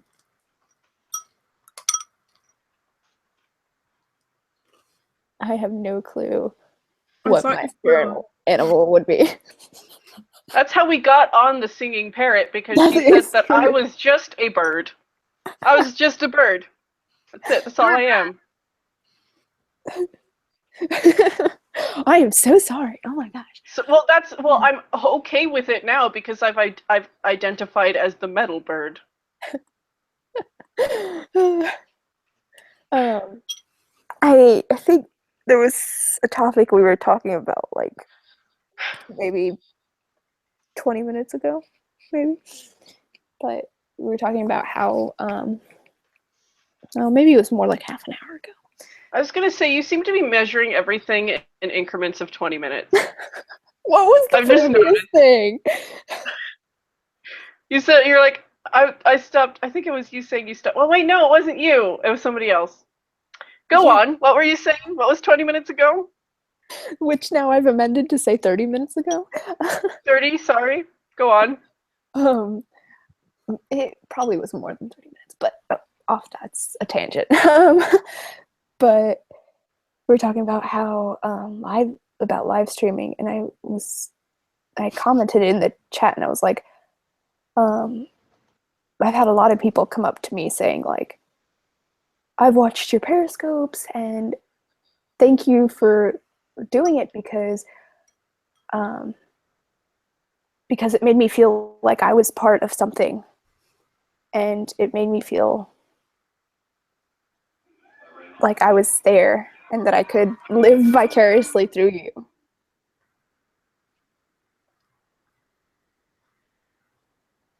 That's what I had to comment about that.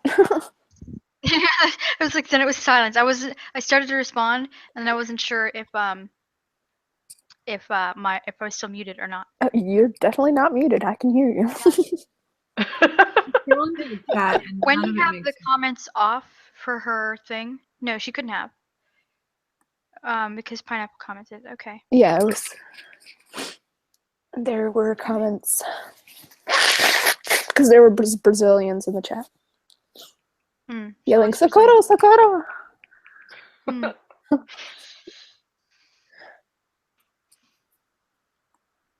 Oh goodness. So, I'm seeing like lots of SNS pictures. Interspersed with protests. Which is how my Twitter is just. Yeah, that's my entire timeline. It's just protests and occasional con stuff. Exactly, like the occasional like schmelky photo, woo, and then it's like protests at JFK, protests at. That's what Schmelky's Twitter itself is. He's like, look at all these beautiful faces. Fuck the police. Look at all these beautiful faces. Was my eating loud? The banging your spoon against the bowl was a little bit loud. Sounds a little violent. Yeah, it was a little much, Pineapple. So person is live again on Periscope. Don't do this. Maybe they're doing it sporadically, thinking that'll change something. Sporadic videoing. Yeah. Is it the same person? Thank you so much. Thank you for being so loyal and loving. Oh. You're welcome. The first time, thank you and welcome. And I hope you're enjoying yourself. I want to like you about a huge love and support. Maybe we'll cry a little. Maybe we'll laugh a lot. Maybe we'll rock in our pants. What? What, Rob? What? What did he say? He said, maybe we'll cry a little, maybe we'll laugh a little, maybe we'll rock in our pants. And I was like, what? What? Oh, God. Calm down, Rob. He's not strong with the English either.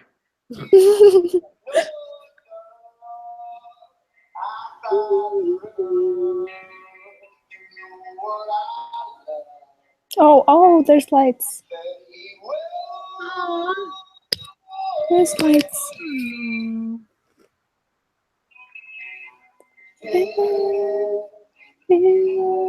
I'm happy with whoever's listening to this right now because like my internet's bandwidth can't handle doing everything at once, so I can't watch it. Yeah.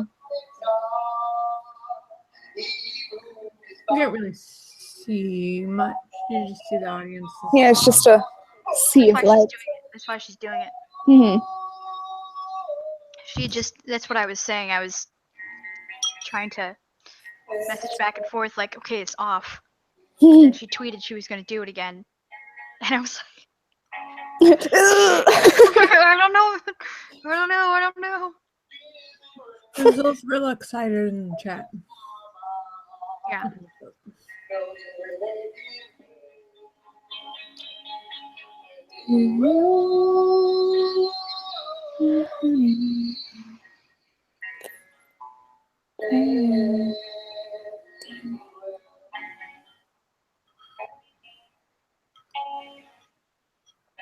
The crowd looks more full than it did in Jacksonville.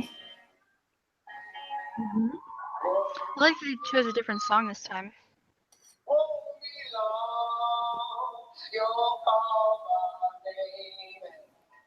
What? Huh? What did you say about choosing a different song?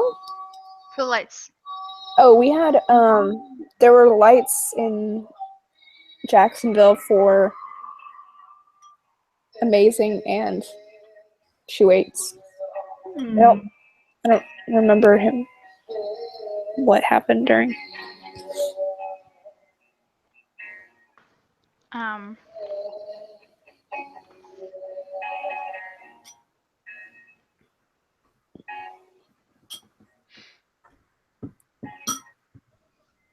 Okay.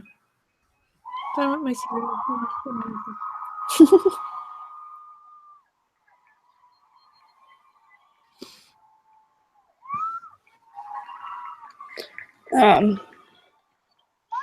Okay, please turn it off. Yeah, right. I'm worried. Okay. Playing with fire. Oh, it's Adam again.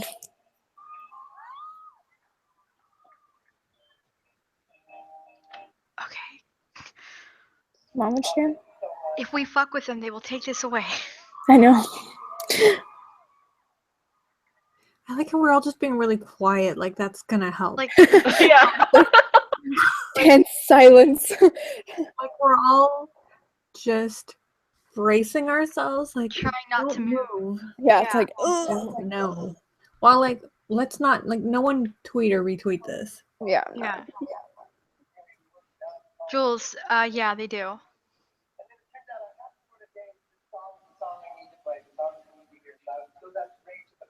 Look, man, I gotta say something. Do you know, it was such, like, do you know how hard I fought to get there? Yeah. But it's not, but you're not encouraging anyone to do it. I mean, you can't control someone rogue doing it. Yeah. Yeah. Nope.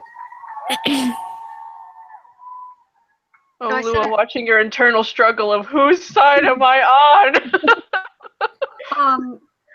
I really don't think they'll just kick her out right off the bat. They'll probably just warn. Oh crap! Syl just invited all of her followers.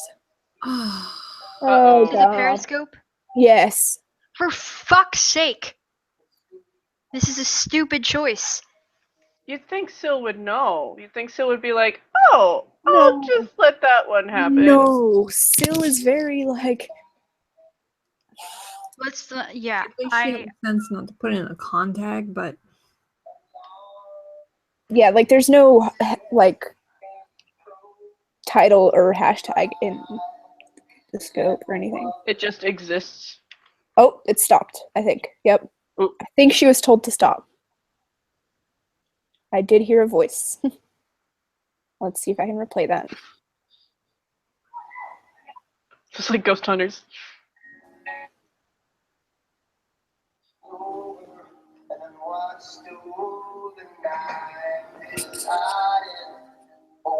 Window, the smoke, alarm, and distress.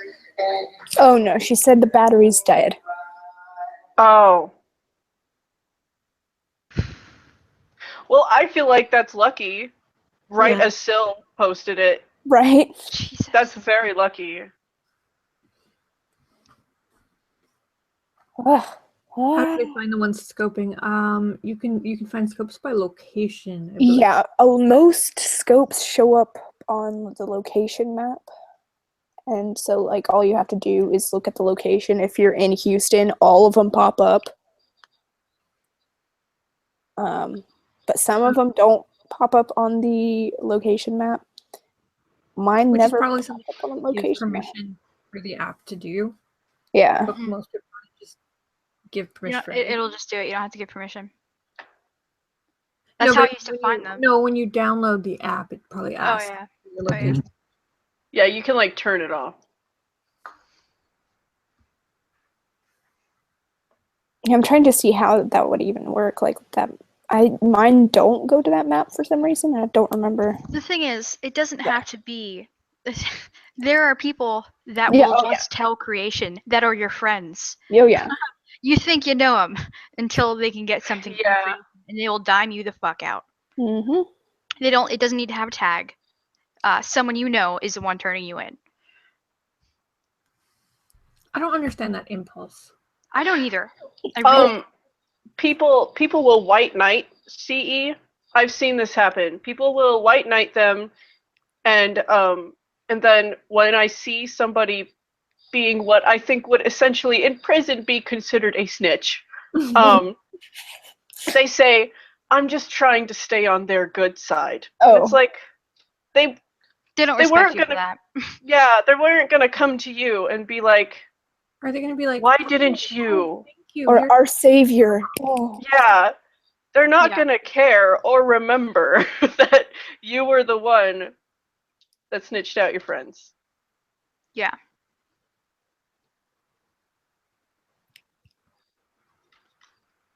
there's, yeah, like I've seen it's even online, like it's this defensive, like, oh, but creation is just trying to like make it the best for us. I'm like, okay. Sure, Jan. Sure, Jan. Yes, exactly. I just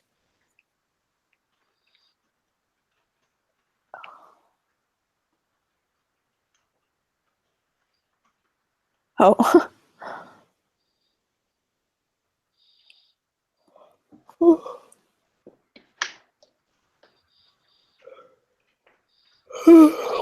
Oh goodness. So you said that the general con feel was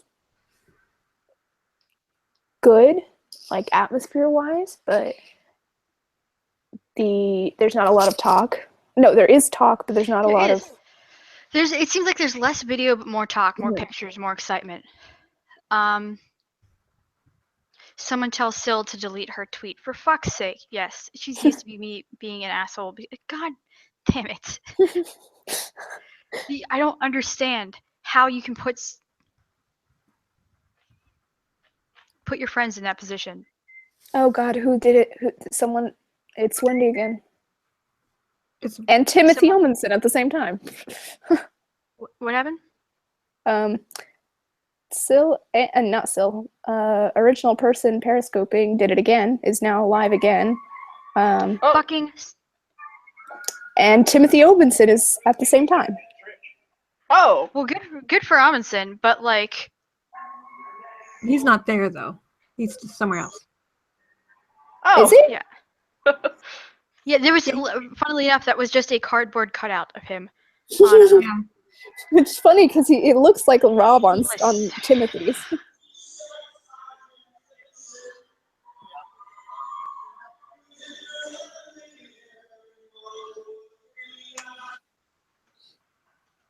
Oh goodness.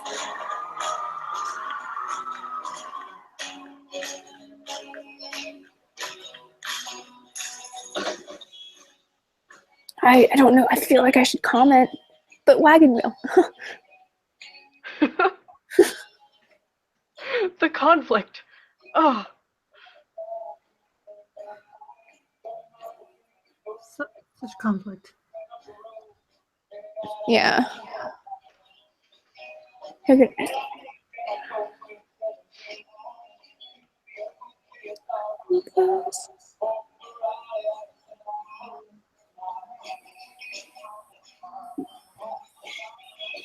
I'm literally expecting Syl to come up again.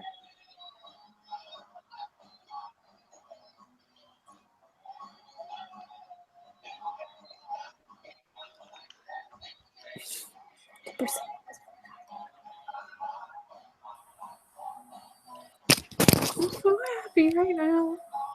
I mean, I'm sorry, Pineapple. Oh. I mean, I know that it's not good. Yeah, I know. I realized what I was like reacting to when you're. Okay. Hey, well, can't control what people do.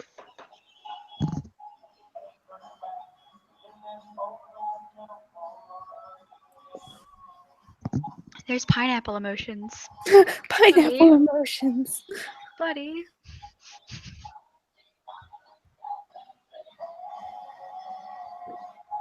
Oh, good. Lauren says she thinks Syl deleted it. It's not on her timeline now. Yeah, I just checked and it's gone.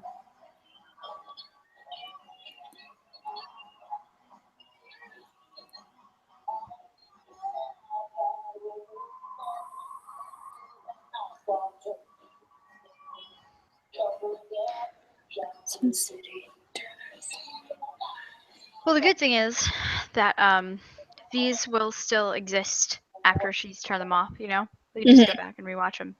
Yeah. Wait. It's just. Wait. Where's Richard?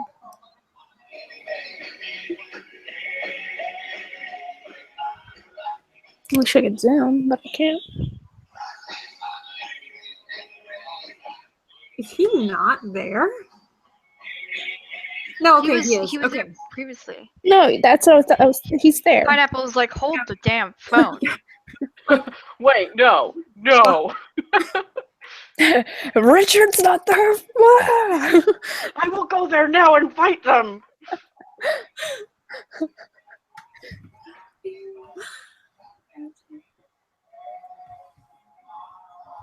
So it says, I love how Richard's accent comes out when he sings. Yeah, that's so sweet.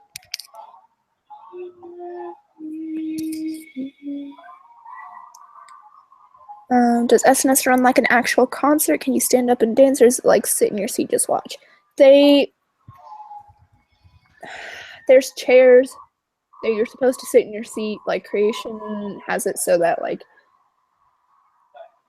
you sit, and so like everyone's kind of skittish about standing. But usually when Mama's Jam comes on, or at the end of like a really good song that they did, and the room is like really feeling it, they'll do like a standing ovation. But yeah, I know. I stay in the pits because I like to jam. So. Yeah. There's side areas that you can stand in the pits. No moshing, unfortunately, as much as I try. No moshing. No moshing.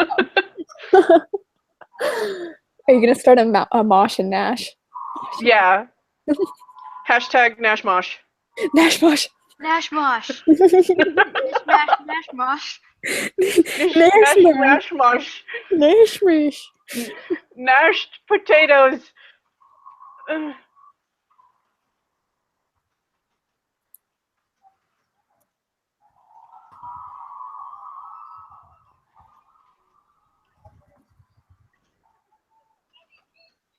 Yeah, I have a hard time starting a mosh pit because I'm on the ceiling. So no one can get up there.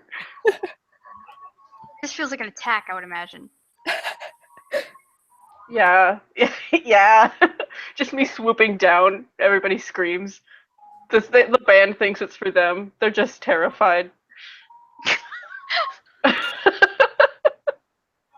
Just Scout bat flapping across the ceiling. I've chosen. And then Rob's like, "Oh hey, Scout!" Scout, wait! Scout, Grabs your hand and then you talk to Rob for the rest of the night. on stage. That's the choice you have. Everybody's like, "Oh fucking god!" Oh my god. Listen, everybody, this is really important. Leslie just sent me a video of Wagon Wheel. Oh, Leslie. 45 seconds. Does everybody know that Pineapple loves Wagon Wheel?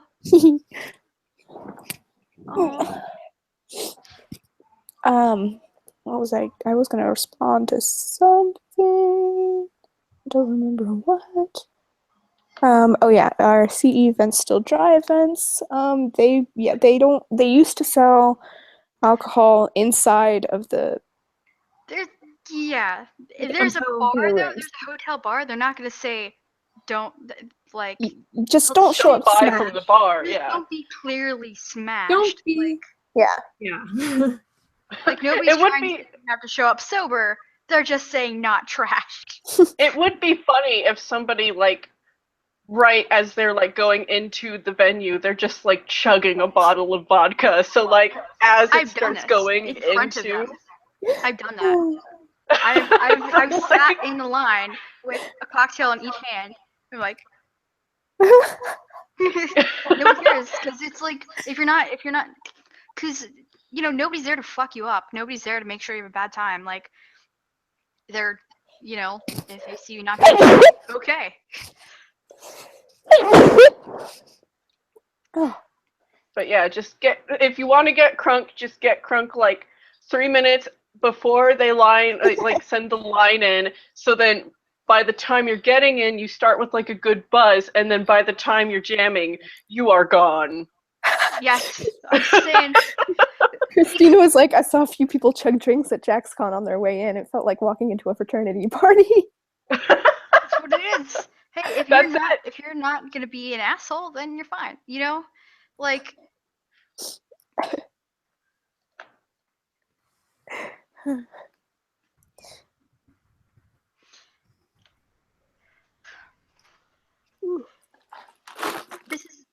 This is a result of their just ongoing failure to communicate kind of thing, because it's like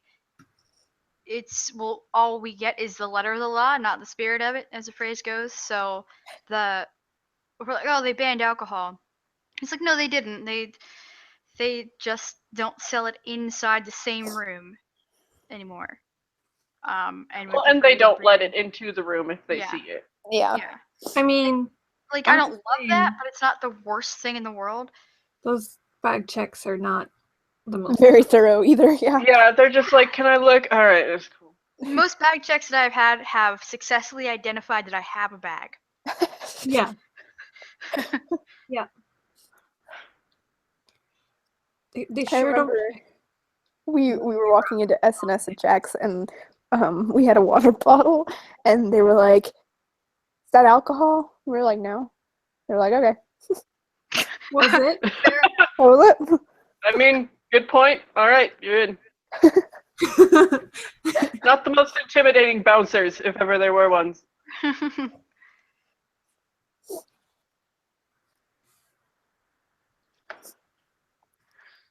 It's like, it was funny because it could have been alcohol, but you know.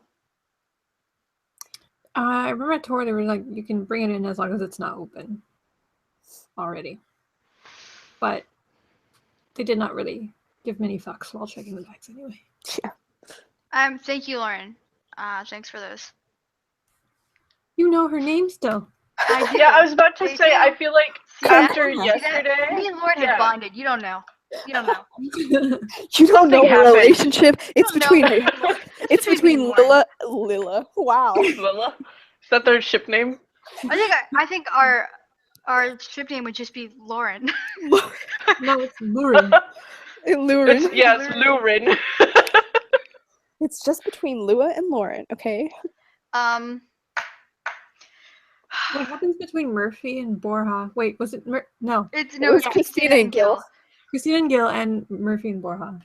Murphy's such a good speaker, by the way. She's so great. She's very engaging. I mean, if you're going to be haunted by anyone. Like, there was such a great description of how she might haunt Michael Borja. It involved teeth and singing on stage, several things that would worry any security professional. It was great. Like, not like biting someone, but like leaving, I think it was leaving a tooth in his guitar. It's not important. The thing is, oh my god. It was sounds important. Yeah, Heather, they are not allowed to sell it in the room. And see if you can pick out the theme here. Dallas Con, people got trashed, they were shoving, and somebody got groped. All of these things had results. One of them is a barrier, one of them is now lack of alcohol, one of them is a bag check. Dallas. This is the last con in Houston. I wonder what the theme is between those things. Fuck you, Dallas. Fuck you, Texas. I went to the con right after Dallas, so. Yeah. Fuck you very much. Fuck you, Dallas. Fuck you, Texas. Which one was Hater? I'm sorry, Texas, but there are some relationship issues happening. For sure. Sorry, I'm like constantly blowing my nose and sneezing. I don't want to picture what the alternatives might be, so I'm good with it. Not to a weird place.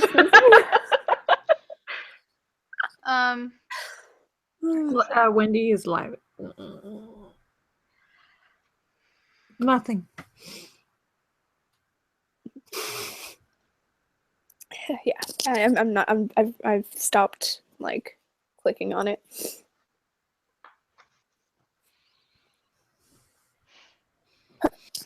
That's right. Cam is allergic to Texas bullshit.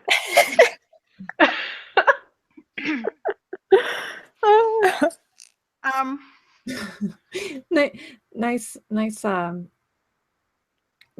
save, Sam. Yeah, Wendy's. I don't know about their food. Like, should we talk about this? Like, how do we react to Wendy's? Yeah, they do really good. As a restaurant, I really love the spicy chicken. Yeah, I like Frosties. I don't have a Wendy's, so I don't know. Like their sweet tea. You have nothing in Iowa but corn and anger. Yeah, and I'm most of the anger. You know what? There's a lot of corn. Yeah. Yeah, we don't have a Wendy's. I've never had Wendy's before, but I've heard good things. So. Oh gosh. Oh gosh, what? Wendy's is really good. Oh. You're not getting your full life experience. No, but look, guys, Wendy just at McSmartin is nice, good person, but so I'm not talking about her specifically. I'm saying it was a big deal when we got something back yesterday. You know what I mean? And they trust us to respect that. That's why they gave it back. But I mean, we're also a lot of people, and to vindictively remove something because one person is. No, I'm not saying like that. There's like we should. Cam. We would be like. I'm not saying like, lash out at X person. I'm saying like where. No. Not at all. I just don't like. I don't know how to process that. We're not responsible for. It's the whole you give Fandom an inch, they'll go a mile. But right, and as fans, like, how? I mean, I guess we just talk privately about it, maybe. Like, here's no, I think you should make it known that, hey, don't fuck it up. Well, then it's like I'm subtweeting somebody. No, I meant like, why is it echoing? You're in my bat cave. You're in my bat cave.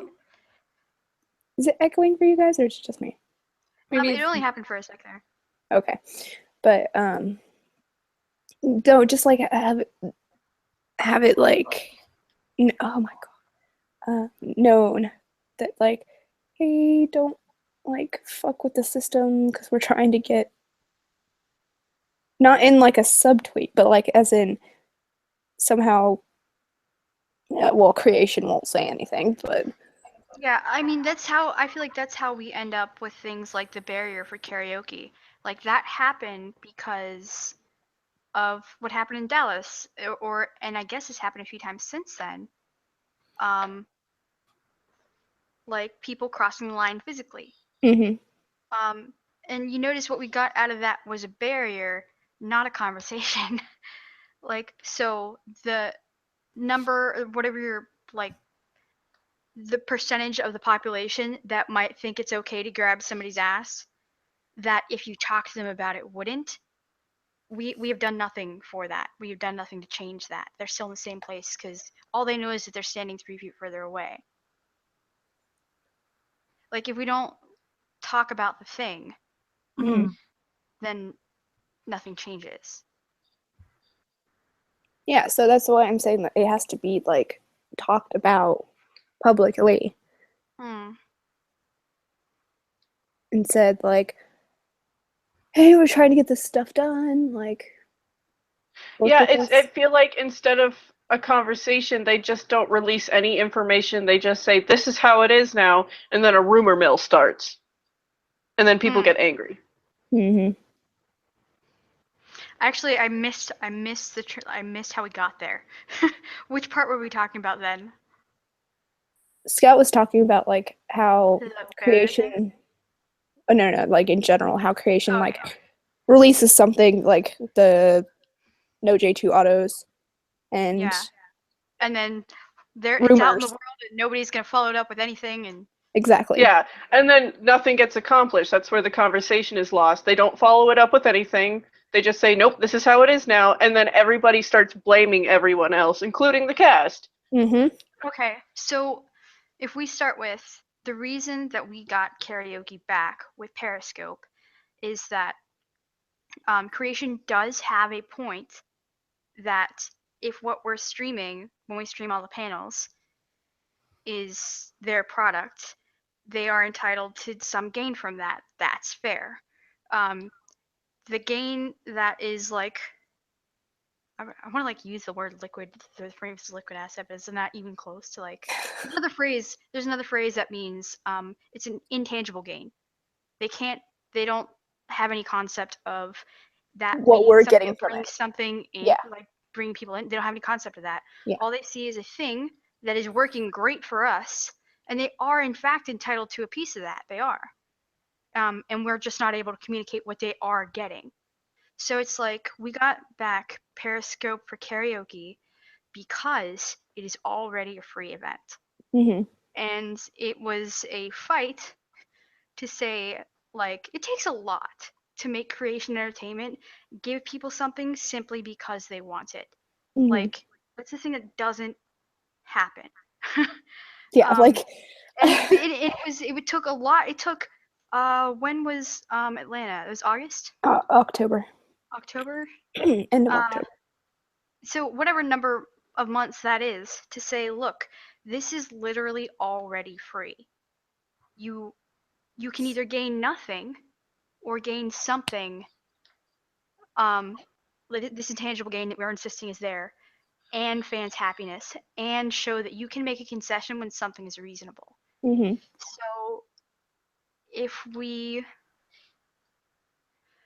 I mean, like that we have to hold up our end of that. And maybe it's the fact that that's not out there. I don't know. I feel like people would... Yeah, it has to be known. That's the thing. I just Yeah. don't know what the best way to communicate. The best way would be for creation to release something, but they're not going to do that. I feel like I'm stressing Pineapple out just by talking about it. But No, like, I was just reading something. Okay, I just project Oh, all of sorry. my potential failures onto Pineapple. It's like No. I really do. I am like, how am I doing right now? I check Pineapple's face and it's like, oh, not so good. No. Oh, jeez. Oh, jeez. I was reading Tasha's tweet. She is somewhere where police officers are grabbing and pushing protesters and put someone in a chokehold and accusing protesters of assault and oh dear, not good. That's why I'm concerned. Okay. It's concerned for Tasha. Concerned for Tasha. Concerned for Tasha. Definitely concerned. I think the whole idea behind celebrities not consent sticker is an excellent idea. Just having the idea that fandom is behind an idea is good, yeah, because new people come in organically, yes. People want to get behind a team, so if this team is advocating following simple rules and ideas, might be a starting point for people not taking that inch and making it a mile. Yeah, and again, I'm sure that somebody will tweet about it, so this is not a commentary on Wendy personally. She's a lovely human being, but yeah, in this one instance, this is like somebody went to bat for us and we got something out of it. So kind of have to hold up our end of that deal, but this is not a deal that anybody knew that they were making. So yeah. And I think that's what makes it difficult, is nobody knew they were part of a deal. Exactly. Mm-hmm. And that's why I think it has to be said that, like, but so it's like they give I almost said karaoke. They give karaoke back. That should be a thing. And we're like, you're welcome. You know, instead of thank you. I also think that, like, the way Alicia phrased it, like, the team, I don't know if people exactly will get behind that, because then they'll be like, who are you to say what we can and cannot do? When it doesn't come from something official, there's going to be a backlash of, who are you to tell me what I can and cannot do? If I'm going to this con, it's my right to do this. I mostly just care about those people not getting in trouble. Don't do it. Don't get kicked out. Well, yes. That. I'm particularly invested in, like, I'm not about to start like drinking the Kool-Aid and kissing ass here, but to have that compromise work once, if we wanted to work in the future, Like, if it's reasonable, then, you know what I mean? But then again, like Pineapple, yes, it's not my job to manage people, and I'm not going to try to. It's just like, I'm still struggling with, like, should we have this conversation? You know what I mean?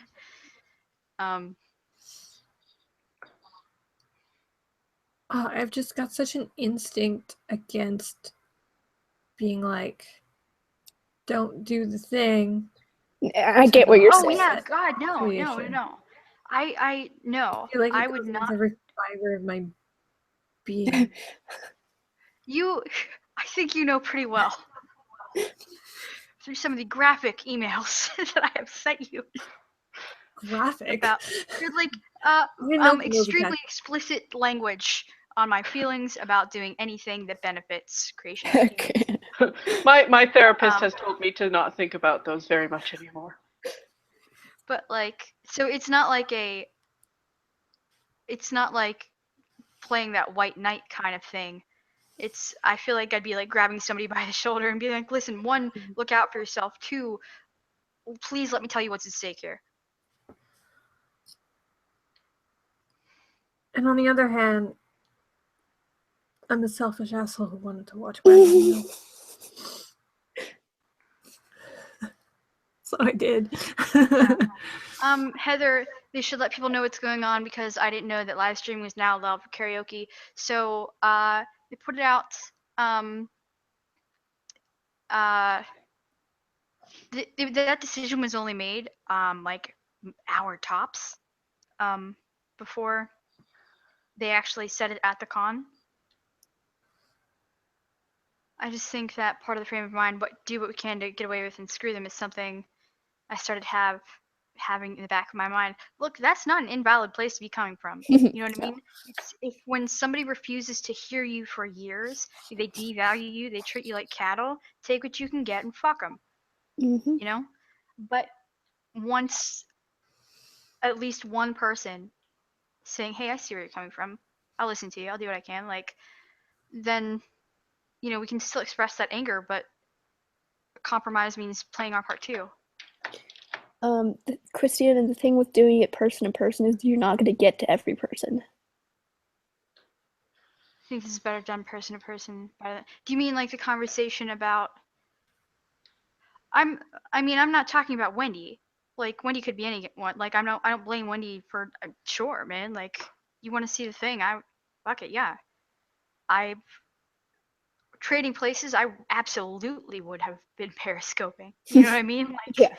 I would. I mean, if me and Cam were there, we would have had like a whole setup about trading phones, like switch. Yeah. Like, it with the mobile hotspot thing, and then like we bought a mobile hotspot. Like, we've invested a lot of money in doing this. Oh wow. Christina, hold on a sec.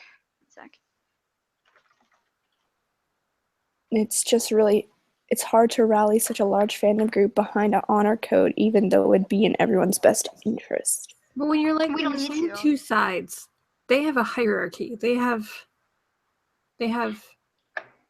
a business. We have no hierarchy. We are just a band of, like, there's a whole lot of us. We're a whole motley crew. Like each other. You just, you're a scout, making the pun. That's the thing. Yeah, Christina, do you just want to come to the call? That's what I wanted to, because I want to hear your thoughts on this. You know, I respect your opinion a lot, and I would like to not make you type it out. It just makes it sound like I just want to make everyone else type out theirs. I really don't care about those other assholes, but you're good. Yeah, that's me, bad 1,000 with the wordsing. Yeah, no, we can't police our own people to the benefit of C. I know. That's why. That's what we're trying to like hash out here. How do we talk to people without being the fandom police? Yeah. But also, since the Periscope ban, there haven't really been like one person goes rogue every once in a while, but like right now, because there was an official announcement saying live streaming is no longer a thing. And that once there's an official announcement, it spreads. It spreads through Twitter. It spreads through Facebook. It hits all corners of this fandom if there's an official announcement.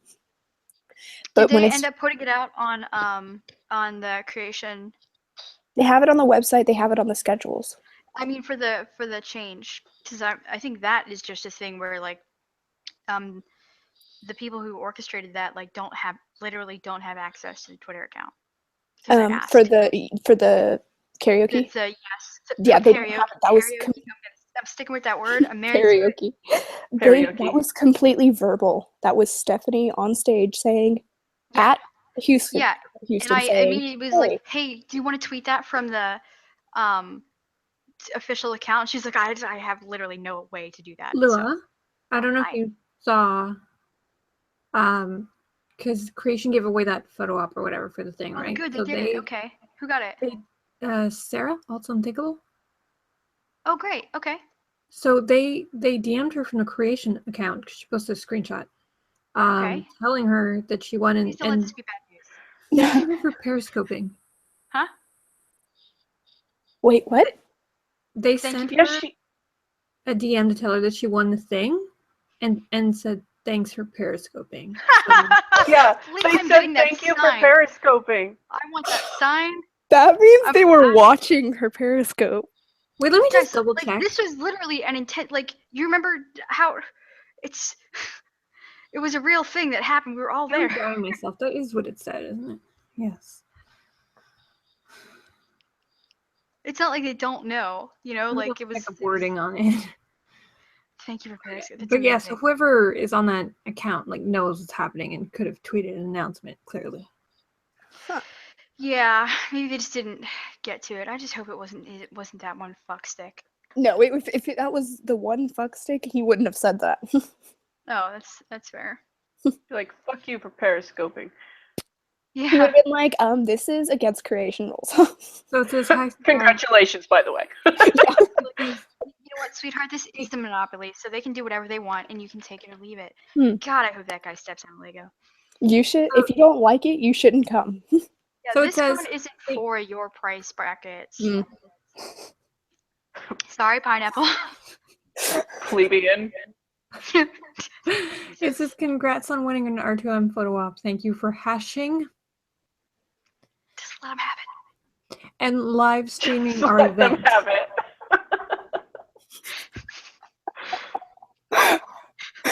Hashing. I didn't know. This is just a clear example of whoever is running this does not understand the internet. Hashing. But yeah, this is Creation Entertainment thanking someone for live streaming. That should be framed.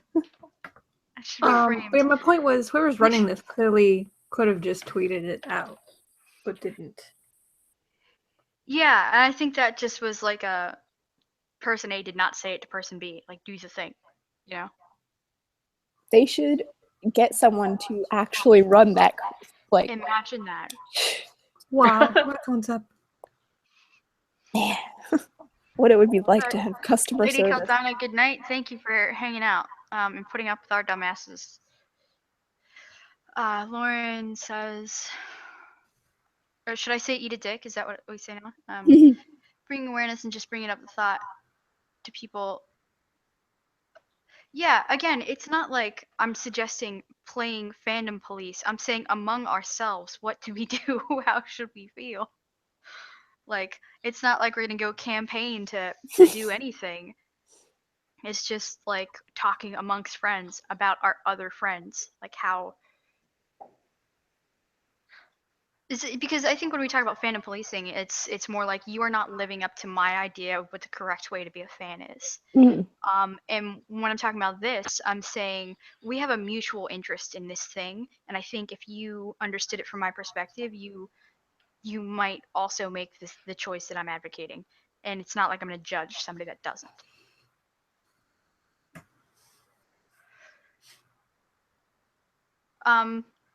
I'm totally watching you from the parking lot of the prison where my husband works.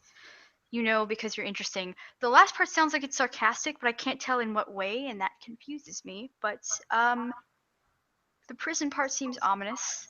I hope that I'm just reading into it.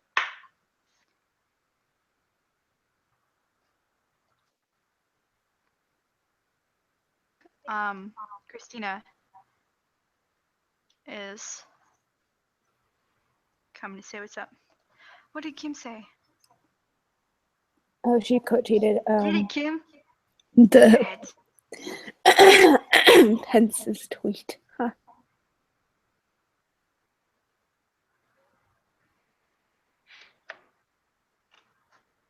I fucking love Kim so much.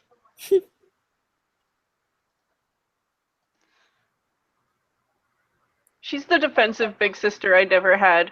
When she said she was going to beat R2 up because they didn't answer my Space Jam question, I was like, man, I trust you with my life. Christina's here. Christina, I want to hear your opinions, but I have to pee, so I'll be right back. Okay. This is the segment where we watch Lua pee. Yeah. You came in at a great time. I mean, I'll just. why you always gotta make it weird? I can wait for her to get back. I can sit here. I don't do jokes or anything though. So boring. Let me see. Where was that? It's a great line to open with. I don't do jokes. I don't. That's how I start every conversation. I'm not a funny person. I don't have a good time sometimes. I just don't do jokes. I'm not Don't enjoy laughter. I enjoy laughter. I just tend to. I don't know. Sorry, my brain is not here at all today. What I was gonna say was earlier is it's important. I think that what people rebel against this like fandom policing idea is that it's coming from a place where people are doing it to obstruct creation. Well, yeah, so both obstruct, but also to put creation at a higher level, right? Mm-hmm. Like, oh, we're protecting creation, which is why these people are trying to stop, people from crying in autographs or blah blah blah, mm-hmm. whatever. Every single conversation you've ever seen on one of the Facebook con groups ever.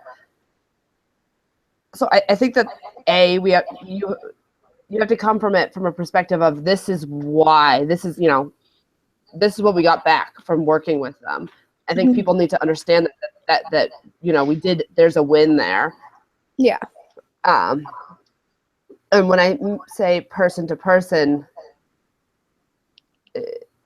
there's enough people on this call in general, like oh, just me talking with my hands. But there's enough people here that like we can have conversations in our own corners, in our own groups about it, and discuss.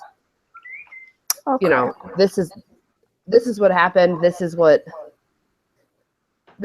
why we're asking people not to Periscope. And that when there is a conversation and when there is actual give and take, that things do happen, rather than just assuming that it's we're just taking because creation wants us to, and we're not getting anything from it. I don't know if that makes sense, but I feel like I missed a critical part. God darn it. We were talking. So I was saying, yeah. I was saying, people, we see this fandom policing happening, and it just feels like people policing on behalf of creation rather than people policing on behalf of fans. Right.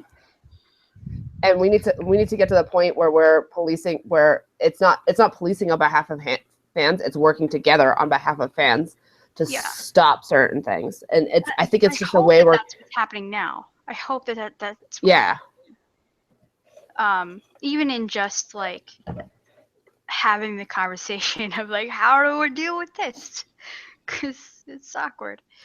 And just having the conversation is a start. Like that's an important start that wasn't happening previously.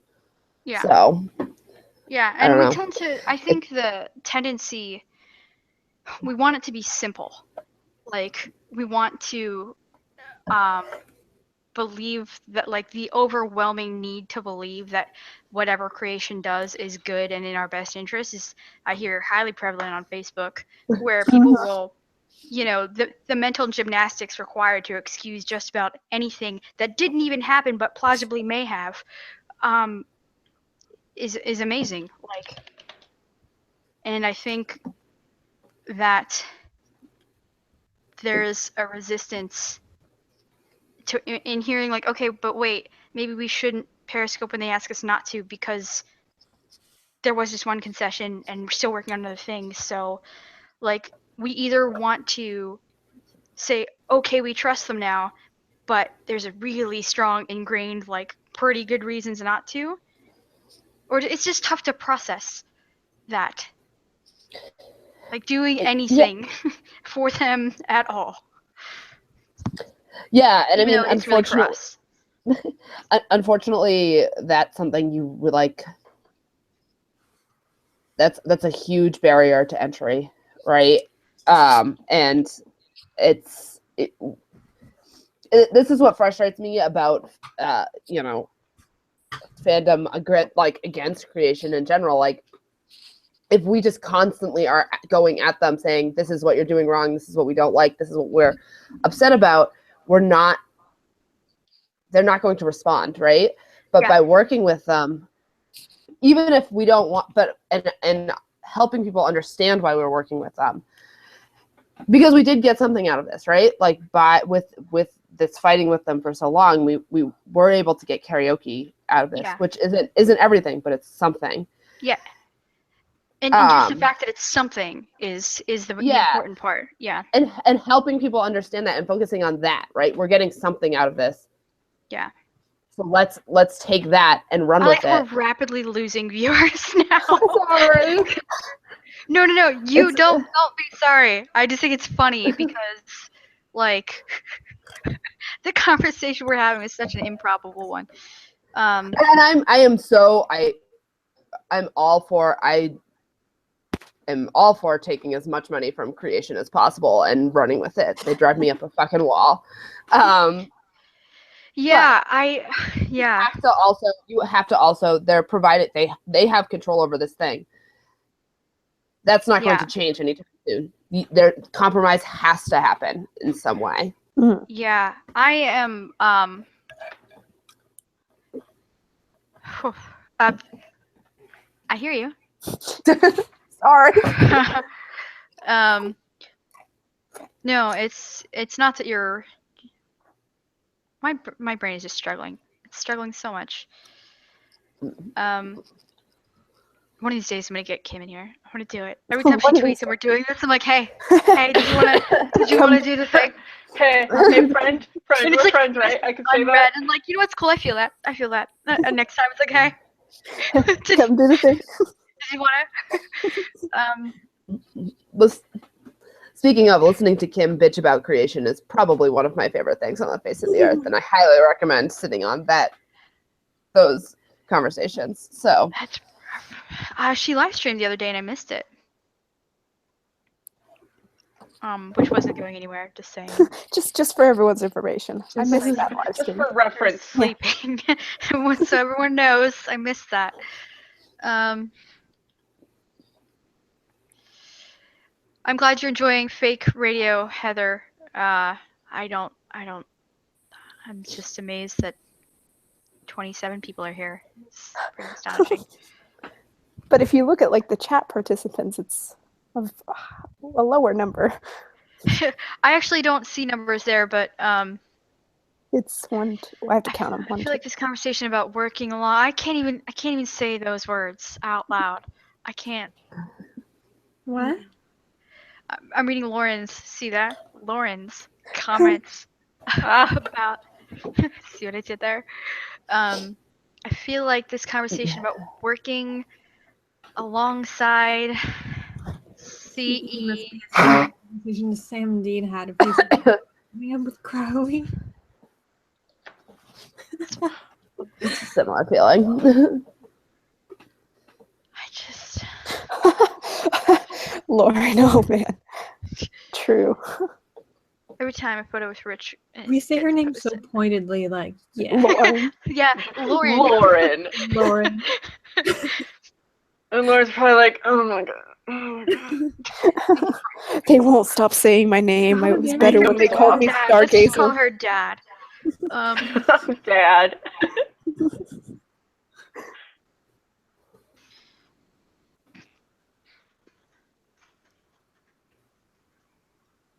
I feel that feel, Jules. Well, hey, we successfully got through Saturday Night Special without, like, max painful awareness that we couldn't sing. We sort of accomplished that, yeah. Yeah, I mean, we could have been, like, sitting quietly alone and aware of the absence. I don't know. I'll see so little coverage on it that I won't feel it, you know. So it's like it doesn't affect me as much as it did before. This is just worse for Scout. Well, sorry to bring you down, but bring you down, like from the ceiling. Sorry, as your lifetime comedy partner, I'm sorry that I did not laugh at that sooner. That's okay. It's okay. It's cool. Did she let you down? See, I was faster on it. It's like she had to work up to it. Like she was gagging on it a little, but then it turned into a laugh. I have to swallow it down. Like, oh god, that hurts. Oh. We got there. We got there. We did. Boy, did we. And I think that that's the takeaway from all of this so far. Is that we got there. You think that there is a chance that we are going to get away from this, like, sane people anytime soon? Because, like, there's that wrap it up vibe, and we never get it. It takes like 3 hours. Roughly. None of us are free here. None of us. It happens every 3 hours. Just it's tapering off, and then there goes another 3 hours. Actually, I mean, Christina, I've only spoken to you in DM, I think. I could not be such an asshole if I'm making that up. But, no, I think so. I think you're. Hi.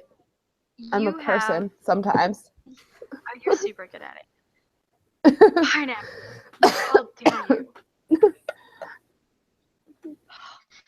Somebody has a question. Pasted this. Beck, you have a question. I like Beck so much.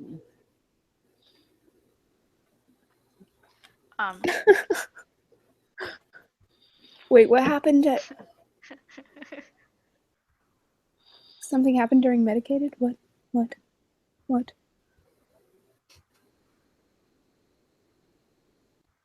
And it was ruined for me for unspoken reasons. Hey, buddy, that is provocative. I am interested and running to find out.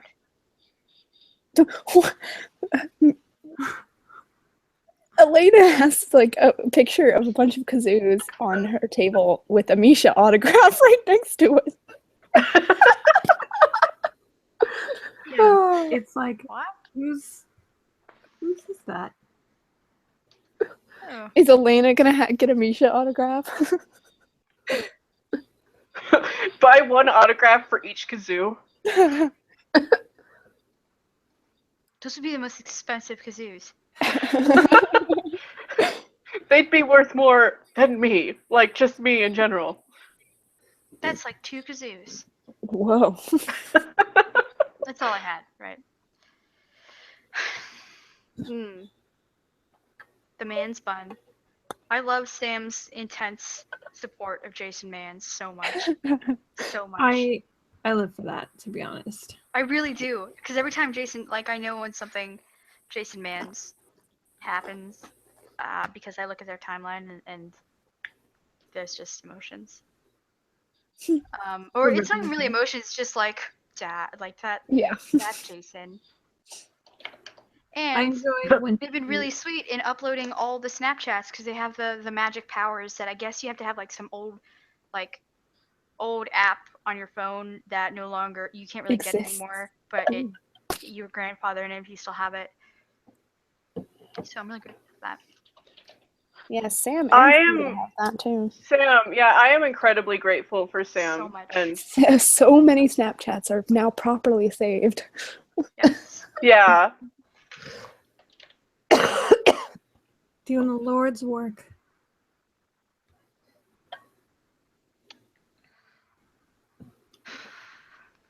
And whoever was running Creation Snapchat today was like all day. They're at it all day? Yeah. Interesting. Was it that? Huh. Never mind. Pineapple puzzle. Oh, Sam, get over it. We fucking like it. And we like you. this is my dragon.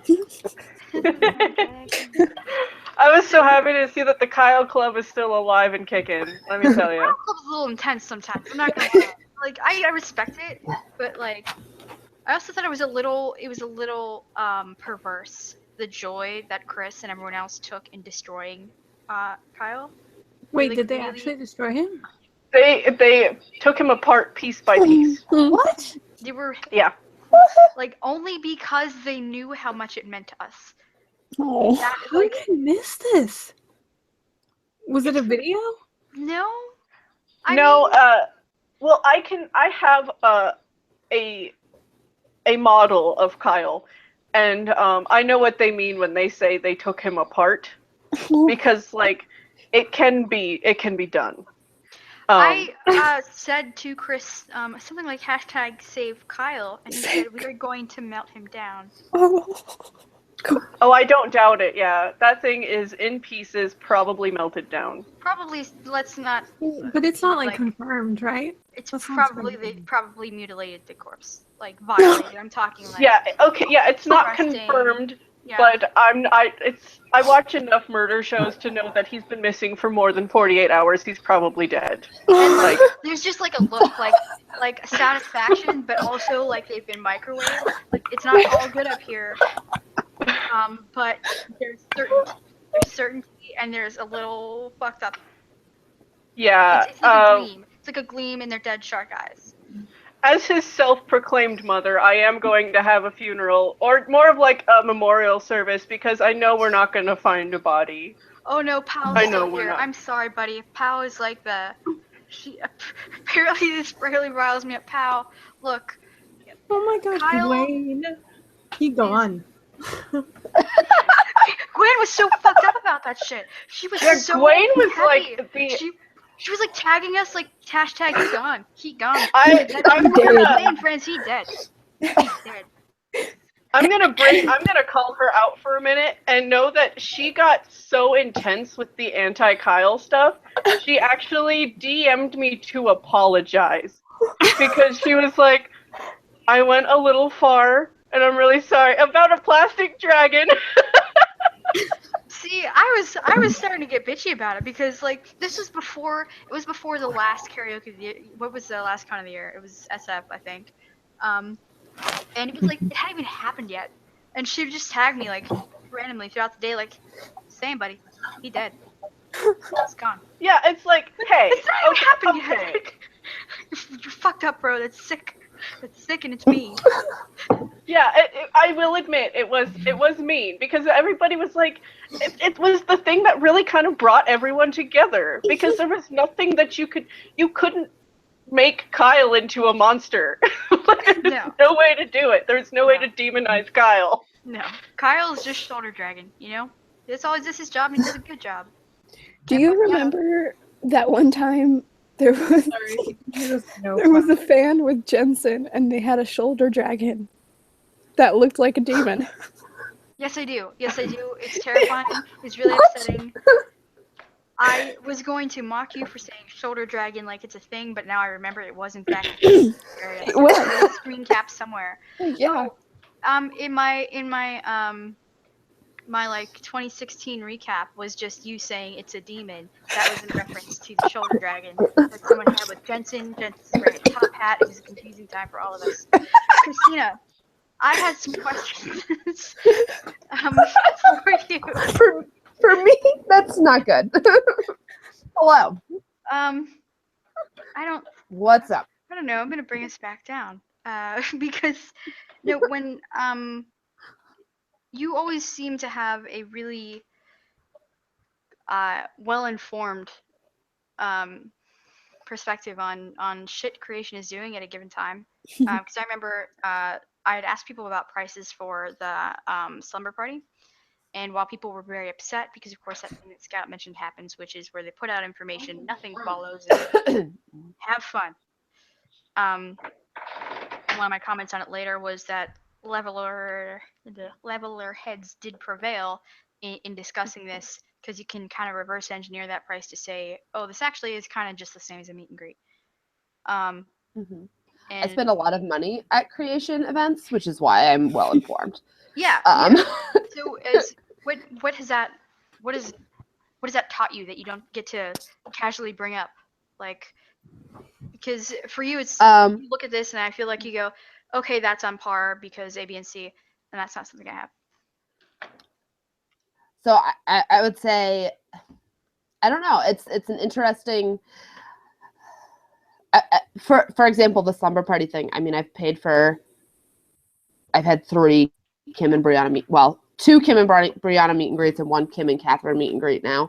I spend a lot of money on creation events. I am single and I don't have any children, and I work when I'm not unemployed, I work 2 jobs. Party or? I don't buy tickets from creation. I buy them from other fans when fans can't go. I don't think the last time I bought a ticket from creation was a year ago. So I will be going to the slumber party if I can find a resale ticket. Okay. I just don't like to plan that far in advance. Like I have no idea what my next con is. So but it's all relative, right? Like you can't. For example, I'm planning a trip to Disney in the next year, and I've just paid $200 to run 13 miles, right? Which is that fucking seems like a bad investment. Right? Somewhat. I'll chime in for that. That is, yeah. I mean, I also spent $260 last weekend for a 30-second photo op. So like, it's all about what you're looking for and what you want, and we about prices for the slumber party, for example, it's $300, but like fucking J2M op, which takes less than 30 seconds on average, is over $400 now. It's just, you have to look at it. You're never going to get what it is actually worth from creation, right? Like, I spent $200 for 13 miles, but like $300 on a slumber party for 3 hours. $300 for more than 20 seconds with someone is a big deal for creation. So it's you have to look at it relatively. Yeah. Unfortunately, like I would love to be able to look at it as like, oh, I'm going to spend $600 on a cruise, or I'm going to spend $300 on a creation event. That's just not, the prices aren't going down. It's just not going to happen. You have to look at it in relative terms. Did we actually get to any sort of conclusion about like, how do we talk about the Periscope thing? I don't think so. I really think that it has to be person. I don't think that it can. I think that people are going to. Oh, there's a cat. It's like noticed too. People are going to react negatively if suddenly it's like, oh, like we shouldn't Periscope because creation told us not to, right? You need to, it's a discussion. I think, you know, we shouldn't Periscope because creation gave us this thing back because we didn't Periscope is a good reason, right? Yeah. Creation, we spoke like, and it's like that's the public side of it, but on like the private, this is obviously not very private, but like person to person, it's, you know, if someone's like, oh, I'm gonna Periscope anyways, whatever, like, well, you do what you want. Like I don't want you to get kicked out of a con. B, like, this is what we got when we didn't Periscope. Like, you're never gonna hit every fan. You're never going to. You're never gonna make everyone happy. And if you focus on making everyone happy, if you focus on making everyone happy, you're just gonna stress yourself out. Yeah. Okay.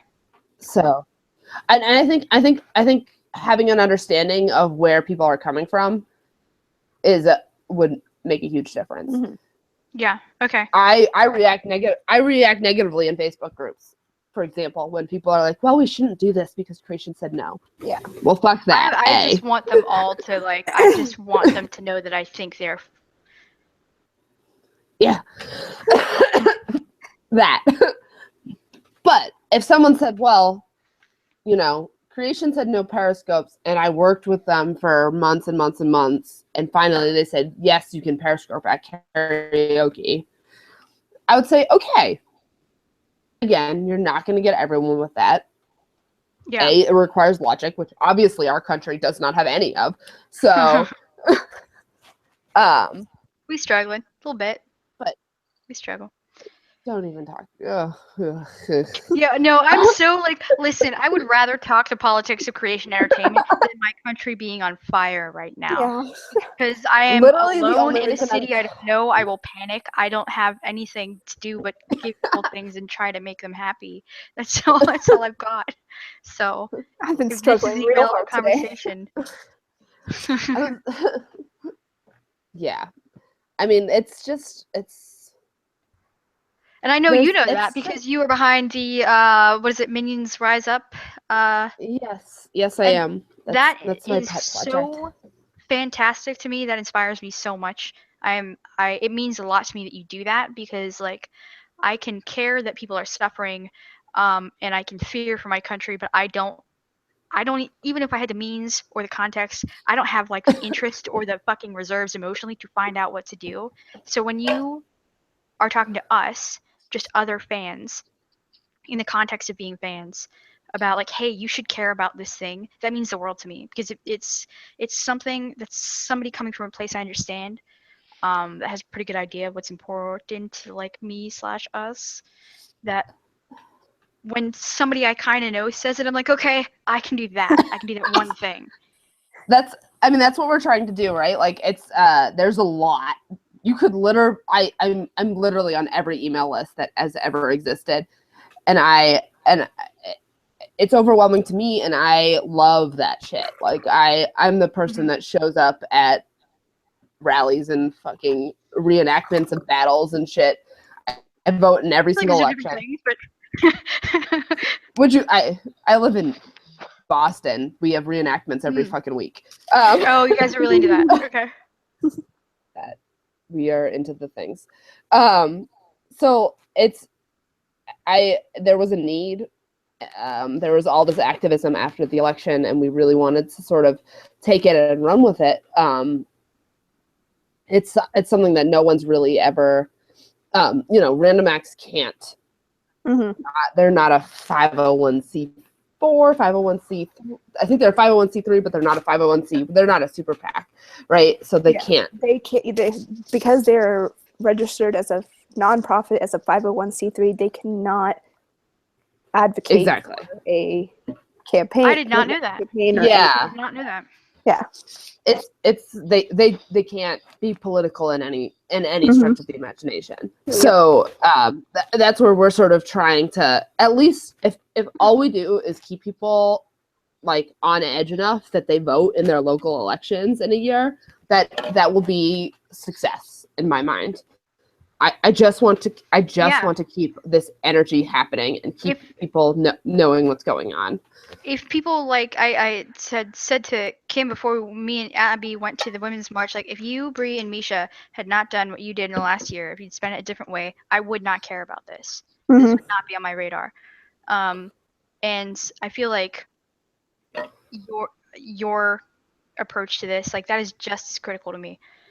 So if there are things that you need, if there's support that you need to make that keep happening, like I tweeted out today, like, I don't know where there's so much happening. Everything is on fire. I don't know where to look. Like, and we're definitely like, it's sifting through that shit.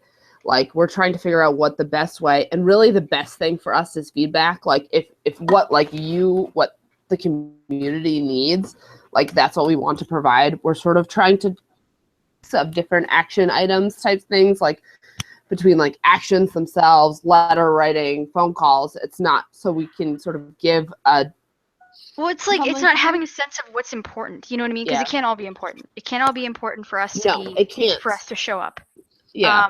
And it's why one, we look to Misha so much of the time, and two, because like his causes may not be like the primary causes, but they're still valuable ones, and this is something and a person we identify with, so we'll throw our weight behind that, and that's not nothing, you know.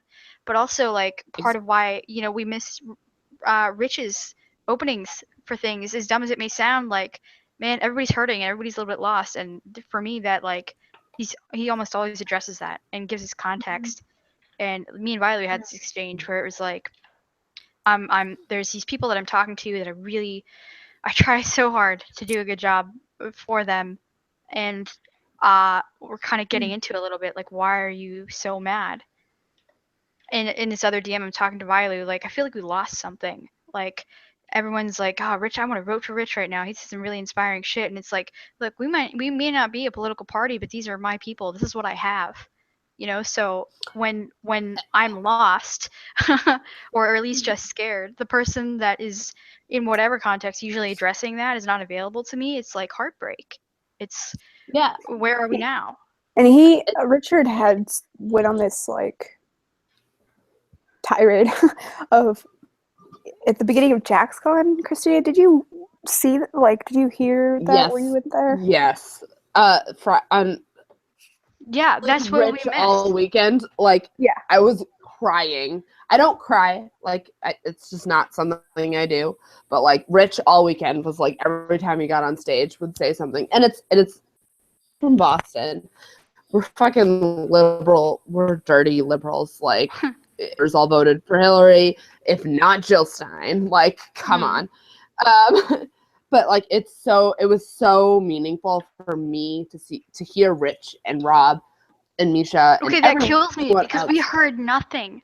Yeah, we had that same need to be in the same place, and we heard nothing. Yeah, and it's that fractures us, and that the power that we have as a group. That's just like. It felt the same. I mean, it was just amazing to hear them, and in a, you know. It was more. There was more risk for them to say that in a place like Jacksonville, Florida, than it was for me to listen to it. Right? Like, it's just not. It's not somewhere that's like, oh, liberal enclave in Florida. It's not. And it's and I was sitting in the same row as people who were very unhappy that they were saying that. Like, and it's, you know, I use these conventions as an escape, yes, and I was so happy to be there on Friday, because if I wasn't there, I would have been yelling at C-SPAN all day, and no one needs that. Don't say though. I'll live stream it next time. It's not pretty. And but it's also like you're uniting a group of people that do care about the same things, and we do have a lot of the same values. No matter, I mean, ship wars and whatever aside, right? There's that whole other. None of us want to die. Yeah, exactly. None of us want to die, and we all understand, like, our understanding. Like, it's nice to see that the actors are pushing that agenda, right? Like that is the agenda I would want them to push, and it's very telling to me that there are so few of them that are not. There are so few of them that are against that publicly. So yeah, I mean, I feel like we're a little bit past the point where it's like, gauche or impolite to say, like, millions of people turned away at the border. Holy fucking shit! Like, Yeah. what? When is the time to freak out? Like, I talked about that today. I was like, how far is too far for you? yeah. Okay. Wow. Yeah. Okay. What does he have to do to speak to you, to say, oh my God, I this is wrong? Well, and that's why it's so critical to me that people that are in this little collective and local to us and what we care about, like Christina does, say something, and just like that, like, little kind of feed of information, like, hey, this is what's happening, this is where you can be on this, like, because I can't be in constant, like, terror and also trying to function as a human. I mean, like, right now I have a lot of time on my hands, so like I can be in that constant state of terror, but like the rest of the world cannot. You all have a lot, like, we all have lives, we all have things to do. If I can provide that one thing, like, this is today what needs to happen, what you should focus on, what you should pay attention to. Yeah, and I feel like the business as usual approach to most things is healthy for all of us. Like, we need to, things have to be, like, continue running as they run, and we have to act when we're able, when it's relevant. So people tell us how we are able and when it is relevant. That's critical. Yeah. I mean, and we do. We're trying as much as we can, and I am not. All my friends are engineers, and I majored in biology, so my political science background is slim to none. And Hannah, who runs the organization with me, like, we're both, like, not political science majors. We just really love politics. So if anyone has any feedback or anything, we want to take it and run with it. We want to make it. I think most animals are squares. So, like, I like, literally, I just, there's this need. There's so much power behind fandom, right? Like, you look at things that we are able to get done, like, we need to rally. That's why this is so important. Like, I mean, this thing that we have to keep, like, burning money on, like, yeah, it's fucking frivolous, and people sometimes don't understand why we are so upset and so angry. And it's like, look, this is what we have, and it is effective, and it's a powerful thing, and it's, and like, we don't want to lose it. Once you lose it, you can't get it back. Exactly. You can't get it back. It's the community that has formed around both the show and conventions themselves. Like, because, to be perfectly honest, I would not be still watching this show if I wasn't going to conventions regularly. Oh, Christina Powell said she's a political science major. Please come connect with me. I will find you on the internet somewhere. That was so sweet. I'm not. I literally just read a lot of shit.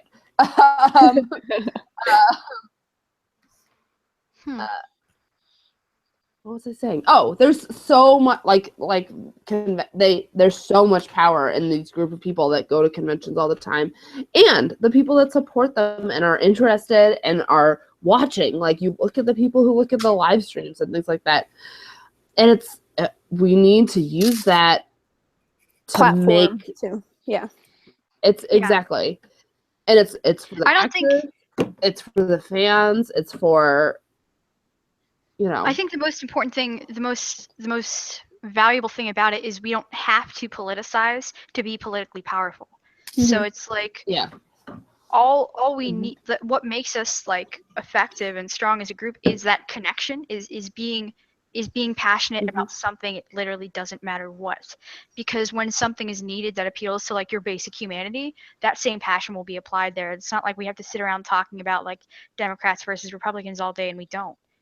Yeah, exactly, because like people are joined together. There's unity when you're going towards a common cause, when you have something you love, and you're striving to make what you love like a reality, and and you want to further what you love. Yeah. And there's such, like, I was on that plane to DC was honestly the best plane ride I've ever had, because there were so many people that had the exact same mentality and the exact same goal, and they were all there for one reason, and it just had so much unity and solidarity there. I was so emotional on that plane. It was a beautiful sight to see. See, me and Abby took an Uber, so. I walked. Wait a second. I'm kidding. No, we took a lift. You know, it's funny though. I make a joke about that, and it's funny, but I never ended up posting about it. But there were these two Lyft. Me and Abby ended up walking 3 miles home, even though we'd spent 6 hours walking, because the Lyft was so, and Uber supports Trump, so they can go eat a dick. So Lyft was so overtaxed that a 3 mile ride was over $30. So we're gonna walk. But on the ride there, there's just like Lyft after Lyft passing us by. The buses were so full that out of the 2 we saw, out of the 5 minutes we waited, a guy was like on his megaphone screaming about like bus motherfucking etiquette. Like he was done with everyone. But we finally got our yeah, it was loud. It's like downtown Los Angeles or like nearby, but so passionate bus etiquette. He was done with everyone's shit. But got in our Lyft, and these guys, so a guy named Charlie, and his buddy, Elena posted pictures, nice, who offered us $20, these two dudes, just to get in the Lyft with us, so that they could make it to the march on time. And they insisted we take the $20, and they just had a sign that said, "Let's get to work." They were all about the Women's March, so they were like the sweetest people ever. But yeah, it was. I mean, I was in a weird place. I'm from Boston, dirty liberal central. All my friends marched around here or in DC, and I was in fucking Florida. And no offense to anyone from Florida, it's just not where I would have planned to be if I had known it's this just was that it fucking sucks. Especially Jacksonville, Florida. It was like not the best part of Florida. Yeah, no. Except for the fact that I had toes at the end of the march, and most of my friends were like, "Oh my god, I'm freezing," but like it was like, I mean, there had to have been 1,000 people in Jacksonville, Florida. Like, and they weren't all like people from the convention, right? There were like maybe 15 of us who had wandered over from the con. It just like being in that group and seeing that we're all here for a common cause to do something. It was amazing. I tweeted about that. Yeah, and that's what I feel when I go to these conventions, right? Like I want people that feeling when I'm at cons. Like I'm like the weirdo who goes up to everyone and it's like, "Are you having a good time? Are you sure? Like, is there anything I, as a patron, can make your life a little bit easier?" Not as anyone connected to creation in any stretch of the imagination, but like, and like that was the energy that I felt there, and I think that like bringing that energy to bringing the energy of conventions and of Supernatural to the political sphere is something that will, the reason I am so involved in the area that I am right now is because I went to cons on my own for, you know, a year and realized that, you know, it's not that scary. And it's so like being able to do that as you know, being able to bring that feeling to other members of the fandom is really special to me. So thank you for doing it. I don't thank me. Thank you guys for being so excited about it and for being so supportive. So we're all just assholes here. I am a horrible person. Everyone's watching this. Oh my gosh, she's so nice. I'm an awful person. So sure, we'll just go with that. We'll just go with that. Fuck. Are we? Is it time to tap out? What are we doing? Everything is just so much. So much. There's so many things. So many things. Anything we haven't talked about that we want to address? I think I might have to. March 11th at the Hotel Cafe. Okay. What? That's, Jason Mans tweeted. Oh. Yeah, I think that's about it for me. I think I gotta tap out. I think Pineapple's dead. Thank you very much for coming to talk with us, Christina. And for people who have nothing better to do than this, I'm so sorry, and I hope things take a turn.